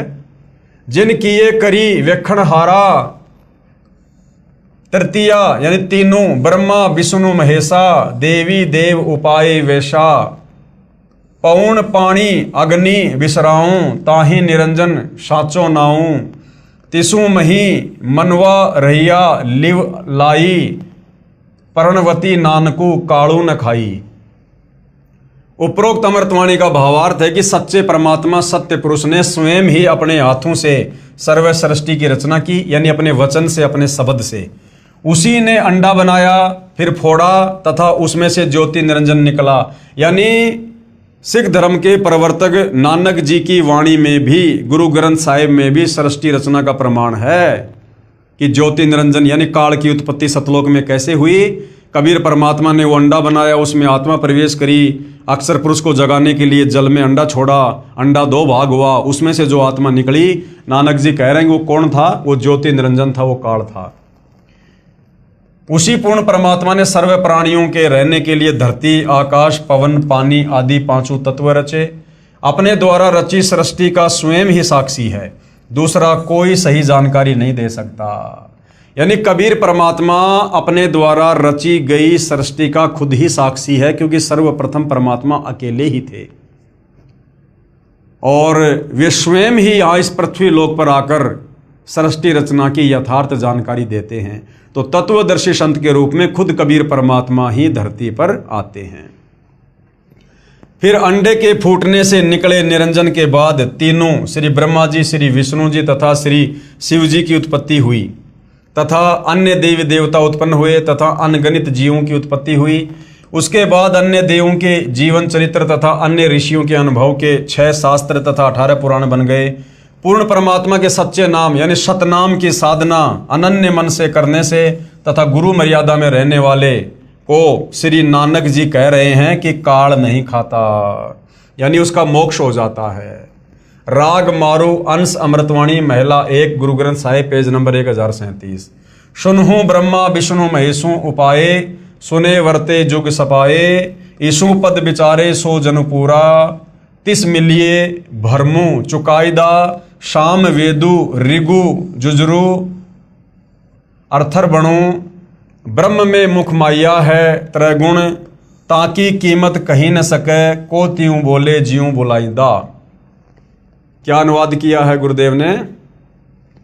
उपरोक्त अमृतवाणी का सारांश है कि जो संत पूर्ण सृष्टि रचना सुना देगा तथा बताएगा कि अंडे के 2 भाग होकर कौन निकला, जिसने फिर ब्रह्मलोक की सुन में अर्थात गुप्त स्थान पर ब्रह्मा विष्णु शिव जी की उत्पत्ति की, तथा वह परमात्मा कौन है जिसने ब्रह्म यानी काल के मुख से 4 वेदों पवित्र ऋग्वेद, यजुर्वेद, सामवेद, अर्थर्वेद को उच्चारण करवाया, वह पूर्ण परमात्मा जैसा चाहे वैसा ही प्रत्येक प्राणी से बुलवाता है।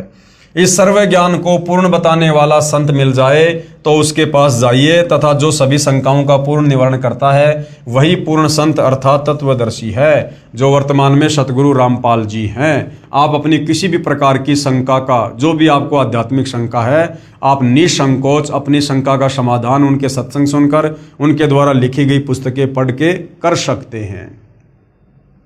श्री गुरु ग्रंथ साहिब पेज नंबर 929 अमृतवाणी श्री नानक जी की, राग रामकली महला 1, दक्षिणी ओंकार।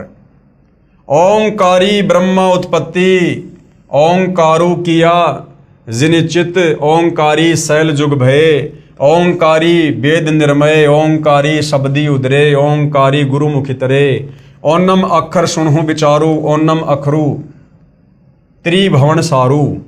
क्या अनुवाद किया है गुरुदेव ने? उपरोक्त अमृतवाणी में श्री नानक जी कह रहे हैं कि ओंकार अर्थात ज्योति निरंजन काल से ब्रह्मा जी की उत्पत्ति हुई। कई युगों मस्ती मारकर ओंकार यानी ब्रह्म ने वेदों की उत्पत्ति की, जो ब्रह्मा जी को प्राप्त हुए। 3 लोक की भक्ति का केवल एक ओम मंत्र ही वास्तव में जाप करने का है। इस ओम शब्द को पूरे संत से उपदेश लेकर अर्थात गुरु धारण करके जाप करने से उद्धार होता है। विशेष श्री नानक जी ने तीनों मंत्रों ओम प्लस तत् सत का स्थान स्थान पर रहस्यात्मक विवरण दिया है। उसको केवल पूर्ण संत तत्वदर्शी संत ही समझ सकता है। यानी सतगुरु रामपाल जी ने ही गुरु ग्रंथ साहिब को देख कर पढ़कर और सिख भाइयों को समझाया है, अन्य भगत समाज को समझाया है कि आदरणीय नानक जी के द्वारा जो वाणियाँ बोली गई हैं, जो आगे चलकर गुरु ग्रंथ साहिब के रूप में लिपिबद्ध की गई हैं, उनमें सृष्टि रचना का ज्यों का त्यों प्रमाण है।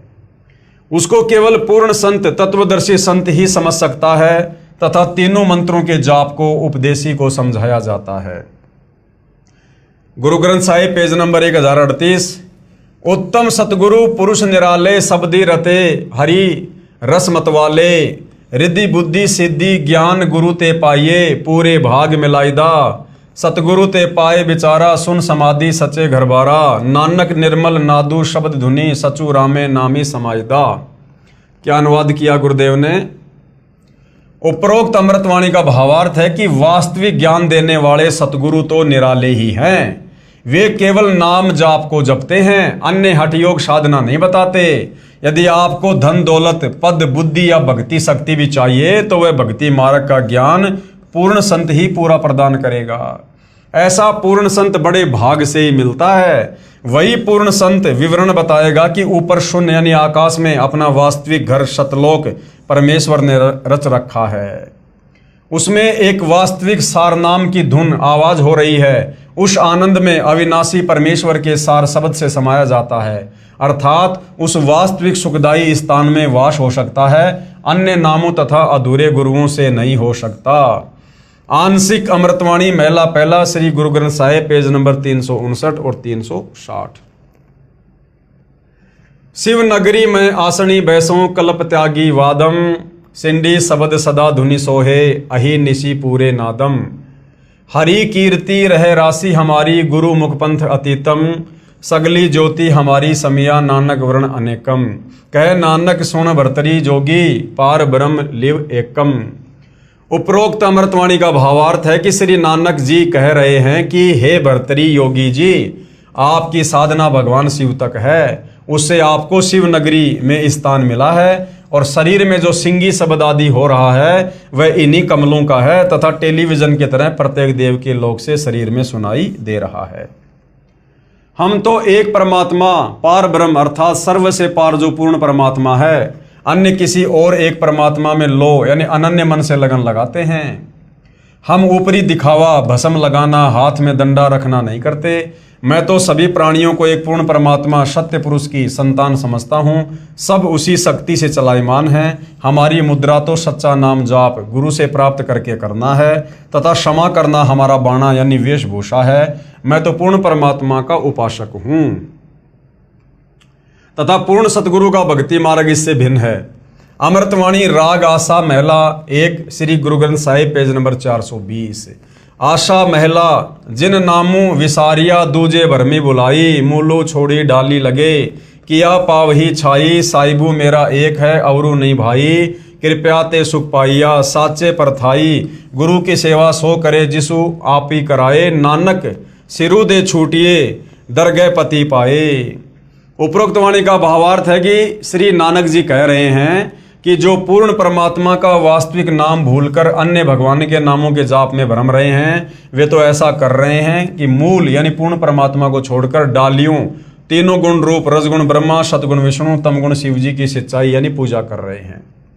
उस साधना से कोई सुख नहीं हो सकता, अर्थात पौधा सूख जाएगा तो छाया में नहीं बैठ पाओगे। भावार्थ है कि शास्त्र विधि रहित साधना करने से व्यर्थ प्रयत्न है, कोई लाभ नहीं। इसी का प्रमाण पवित्र गीता अध्याय 16 श्लोक 23-24 में भी है। उस पूर्ण परमात्मा को प्राप्त करने के लिए मनमुखी यानी मनमानी साधना त्याग कर पूर्ण गुरुदेव को समर्पण करने से तथा सच्चे नाम के जाप से ही मोक्ष संभव है, नहीं तो मृत्यु के उपरांत नरक जाएगा। यानी जितने भी धर्मशास्त्र हैं, जितने भी महापुरुष हैं, सब केवल एक ही भाषा बोल रहे हैं कि भैया इस काल ज्योति निरंजन की भक्ति तक आप चाहे कितना ही जोर लगा लो, कितना ही कुछ कर लो, काल ब्रह्म से नीचे दुर्गा है, फिर ब्रह्मा विष्णु महेश है, फिर देवी देवता हैं, फिर नीचे ये धर्मगुरु ने पाखंड पूजा शुरू करी रखी है। आप चाहे 21 ब्रह्मांड के अंतर्गत, काल के अंतर्गत कितनी साधना कर लो, आपका मोक्ष नहीं हो सकता, आप जन्म मरण से छुटकारा प्राप्त नहीं कर सकते। उसके लिए भैया कबीर परमात्मा समय समय पर खुद ही धरती पर तत्वदर्शी संत बनकर आते हैं, सच्चे सतगुरु बनकर आते हैं। उनसे उपदेश लेकर आजीवन मर्यादा में रहकर भक्ति करने से ही आप सतलोक जा सकते हो। श्री गुरु ग्रंथ साहिब पेज नंबर 843 844 बिलावलू महला। मैं मन चाहूँ घना साची बिगासी राम, मोही प्रेम प्रिय प्रभु अविनाशी राम। अविगतो हरि नाथु नाथ है, तिसे भावे सोथिए, कृपालु सदा दयालु, दाता जिया अंदर तू जिए। मैं आधारूं तेरा, तू खसमू मेरा, मैं ताणू तकिया तेरो। साची सूचा सदा नानक, गुरुस बदी झगरू निबेरो। उपरोक्त अमृतवाणी में श्री नानक साहिब जी कह रहे हैं कि अविनाशी पूर्ण परमात्मा नाथों का भी नाथ है, यानी भगवानों का भी भगवान है। कौन? कबीर भगवान, अर्थात देवताओं का भी देव है।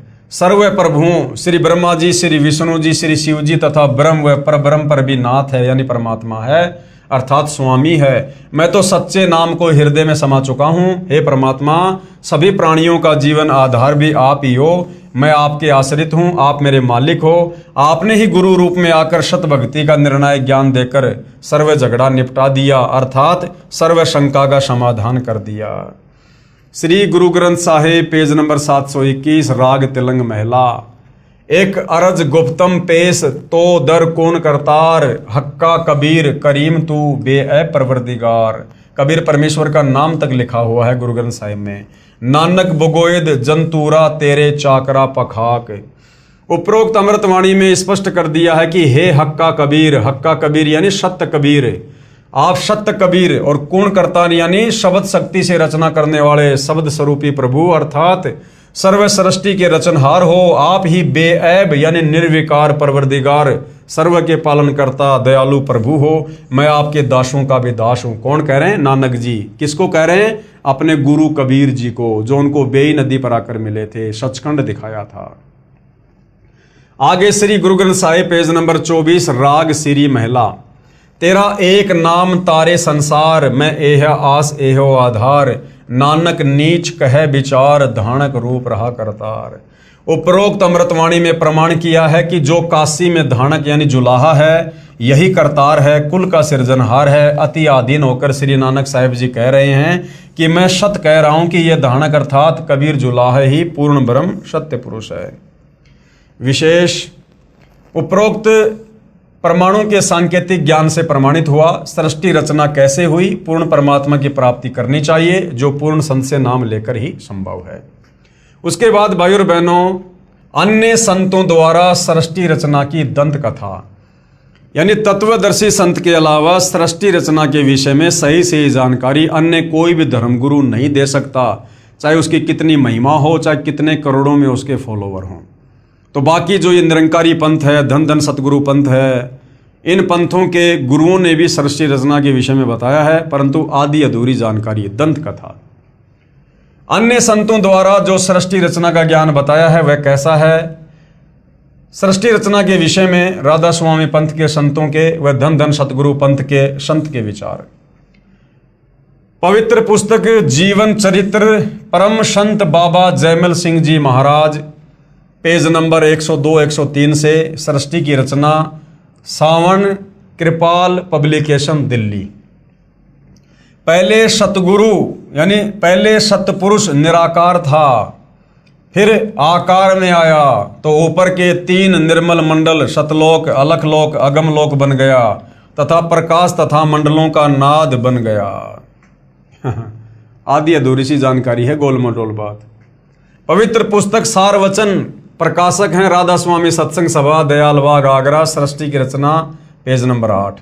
प्रथम धुंधुकार था, उसमें पुरुष शून्य समाधि में थे जब कुछ रचना नहीं हुई थी। फिर जब मौज हुई तब शब्द प्रकट हुआ और उससे सब रचना हुई। पहले सतलोक और फिर सत्य पुरुष की कला से 3 लोक और सब विस्तार हुआ।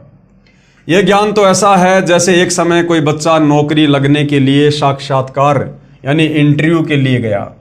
गुरुदेव कह रहे हैं कि इन्हें अन्य संतों के द्वारा जो जोड़ तोड़ करके आदि अधूरी सृष्टि रचना बताई गई है अपने भक्तों को, ये सृष्टि रचना तो ऐसे है, इसको समझने के लिए परमात्मा एक छोटा सा चुटकुला सुना रहे हैं। ये ज्ञान तो ऐसा है जैसे एक समय कोई बच्चा नौकरी लगने के लिए साक्षात्कार यानी इंटरव्यू के लिए गया। अधिकारी ने पूछा कि आपने महाभारत पढ़ा है? लड़के ने उत्तर दिया कि उंगलियों पर रट रखा है। अधिकारी ने प्रश्न किया कि 5 पांडवों के नाम बताओ। लड़के ने उत्तर दिया, एक भीम था, एक उसका बड़ा भाई था, एक उससे छोटा था, एक और था तथा एक का नाम मैं भूल गया। उपरोक्त सृष्टि रचना का ज्ञान तो ऐसा जानो। सत्य पुरुष व सतलोक की महिमा बताने वाले वे 5 नाम ओंकार, ज्योति निरंजन, ररंकार, सोहम, सतनाम देने वाले व 3 नाम अकाल मूर्ति, सत्य पुरुष, शब्द स्वरूपी राम देने वाले संतों द्वारा रची पुस्तकों से कुछ निष्कर्ष। यानी राधा स्वामी और धन धन सतगुरु पंथ में इस प्रकार के नाम दिए जाते हैं। तो इनके गुरुओं के द्वारा सृष्टि रचना के विषय में क्या बताया गया है? संत मत प्रकाश भाग 3 पेज नंबर 76 पर लिखा है कि सचखंड या सतनाम चौथा लोक है। सतनाम जो कि जपने का मंत्र है उसको लोक बता रहे हैं, उसको जगह बता रहे हैं। यहां पर सतनाम को स्थान कहा है। फिर इस पवित्र पुस्तक के पेज नंबर 79 पर लिखा है कि एक राम दशरथ का बेटा, दूसरा राम मन, तीसरा राम ब्रह्म, चौथा राम सतनाम। यहां पर राम बता दिया सतनाम को। कभी तो सतनाम को जगह बता रहे हैं, कभी सतनाम को राम बता रहे हैं। ये असली राम है। फिर पवित्र पुस्तक संत मत प्रकाश पहला भाग पेज नंबर 17 पर लिखा है कि वह सतलोक है, उसी को सतनाम कहा है। पवित्र पुस्तक सार वचन नसर यानी वार्तिक पेज नंबर 3 पर लिखा है कि अब समझना चाहिए कि राधा स्वामी पंथ सबसे ऊंचा मुकाम है यानी जगह है कि जिसको संतों ने सतलोक और सचखंड और सार शब्द और सत शब्द और सतनाम और सत्य पुरुष करके बयान किया है। यानी सतनाम जाप करने का मंत्र है या कोई जगह है या परमात्मा का नाम है, ये भी इन संतों को नहीं पता है। पवित्र पुस्तक सार वचन नसर आगरा से प्रकाशित पेज नंबर 4 पर भी उपरोक्त ज्यों का त्यों वर्णन है। पवित्र पुस्तक सचखंड की सड़क पेज नंबर 226 संतों का देश सचखंड या सतलोक है, उसी को सतनाम सतशब्द सार शब्द कहा जाता है। विशेष उपरोक्त व्याख्या ऐसी लगी जैसे किसी ने जीवन में न तो शहर देखा है, ना कार देखी है और ना पेट्रोल देखा है और ना ड्राइवर का ज्ञान हो कि ड्राइवर किसे कहते हैं, और वह व्यक्ति अन्य साथियों से कहे कि मैं शहर में जाता हूँ, कार में बैठकर आनंद मनाता हूँ। फिर साथियों ने पूछा कि भाई कार कैसी है, पेट्रोल कैसा है और ड्राइवर कैसा है, शहर कैसा है? उस गुरु ने उत्तर दिया कि शहर कहो चाहे कार कहो एक ही बात है। शहर भी कार ही है, पेट्रोल भी कार कोई कहते हैं, ड्राइवर भी कार कोई कहते हैं, सड़क भी कार कोई कहते हैं। अर्थात ये राधा स्वामी पंथ वाले धन धन सतगुरु पंथ वाले गुरु ये सतनाम की व्याख्या करते हैं कि सतलोक भी सतनाम है, सत्य पुरुष भी सतनाम है, सचखंड भी सतनाम है। मतलब इनको सृष्टि रचना के विषय में 1% भी ज्ञान नहीं है कि सृष्टि रचना वास्तव में है क्या। केवल जोड़ तोड़ करके कबीर परमेश्वर की वाणियों को ना समझकर कहीं का ईंट कहीं का रोड़ा उठाकर इन्होंने इस प्रकार की सृष्टि रचना बनाई हुई है। आओ विचार करें। सत्य पुरुष तो पूर्ण परमात्मा है। सत्य पुरुष कौन है? पूर्ण परमात्मा। कौन? कबीर साहिब। और सतनाम क्या है? सतनाम वह दो मंत्र का नाम है, जिसमें एक मंत्र ओम है और दूसरा है तत्, जो सांकेतिक है। तथा इसके बाद सारनाम भगत को पूर्ण गुरु द्वारा दिया जाता है। ये सतनाम तथा सारनाम दोनों सुमरण करने के नाम हैं। सतलोक वह स्थान है जहां सत्य पुरुष रहता है। पुण्य आत्माएं स्वयं निर्णय करें तथा सत्य असत्य का। तो भाइयों और बहनों, इस पवित्र पुस्तक ज्ञान गंगा के ऊपर जो सृष्टि रचना को समझाने के लिए वीडियो बन रहे हैं, तो सृष्टि रचना यहाँ पर समाप्त हो जाती है। हमें पूज्य गुरुदेव भगवान परमेश्वर रामपाल जी ने इस पवित्र पुस्तक ज्ञान गंगा में सृष्टि रचना का कंप्लीट ज्ञान दे दिया है कि भैया कबीर परमात्मा कौन थे, ऊपर के चार लोक परमात्मा ने कैसे रचे, किस प्रकार से रचे, फिर परमेश्वर ने किस प्रकार से नीचे की सृष्टि की रचना की, और किस प्रकार से ये काल ब्रह्म, दुर्गा और ब्रह्मा विष्णु महेश के साथ मिलकर, और किस प्रकार से ये जीवों की उत्पत्ति कर रहे हैं। और हम जीवों की उत्पत्ति क्यों करते हैं? इस काल के भोजन के लिए करते हैं। हम यहाँ पर अपने कर्म का दंड भोग रहे हैं, जो गलती हमने सतलोक में की थी। और जब तक हम वापस सतलोक पहुंचाने वाली भक्ति नहीं करेंगे, और सतलोक पहुंचाने वाली भक्ति खुद सतलोक से चलकर कबीर परमात्मा तत्वदर्शी संत के रूप में खुद ही धरती पर प्रकट होकर समझाते हैं। और जब तक हम तत्वदर्शी संत के सत्संग नहीं सुनेंगे, उनकी शरण में नहीं आएंगे और मर्यादा में रहकर भक्ति नहीं करेंगे, हम इस काल बलि की जेल से, जन्म मरण के चक्कर से, लक 84 योनियों के कष्ट से बाहर नहीं निकल सकते। तो भाइयों और बहनों, आगे के ज्ञान को समझने के लिए, अध्यात्म को समझने के लिए, किसी भी धर्म के धर्म ग्रंथ को समझने के लिए, गीता, वेद, कुरान, पुराण, बाइबल को समझने के लिए हमने सृष्टि रचना का ज्ञान होना अति आवश्यक है, ताकि हम आगे के ज्ञान को बखूबी सरलता से समझ सकें। तो भाइयों और बहनों, सृष्टि रचना पूज्य गुरुदेव भगवान ने जो बताई है, जो लिखी है, वो सर्व धर्मों के सर्व धर्मशास्त्रों से प्रमाणित है। अब आगे ज्ञान गंगा पुस्तक में जो ज्ञान है, उसको जब हम सुनेंगे, देखेंगे, पढ़ेंगे, समझेंगे, तो हमारे मन में किसी प्रकार की कोई भी शंका उत्पन्न नहीं होनी चाहिए। इसलिए गुरुदेव ने पहले सृष्टि रचना हमें पूरी समझाई है। तो भाइयों और बहनों, आज के वीडियो में केवल इतना ही, और प्रार्थना करूंगा यदि आपको सतगुरुदेव जी का ज्ञान धीरे धीरे समझ में आ रहा है, तो आप जी YouTube पर गुरुदेव के सत्संग सुनिएगा और अतिशीघ्र उनसे नाम उपदेश लेकर अपनी आत्मा के कल्याण की दिशा में आगे बढ़िएगा। तो आज की वीडियो में भाइयों और बहनों केवल इतना ही। कल रात्रि 8:30 बजे हम फिर आगे बढ़ेंगे। तब तक पूज्य गुरुदेव भगवान हम सबको आज्ञा दे, सद्बुद्धि दे, हमारा मार्गदर्शन करे, हमें भ्रमने भटकने से बचाए।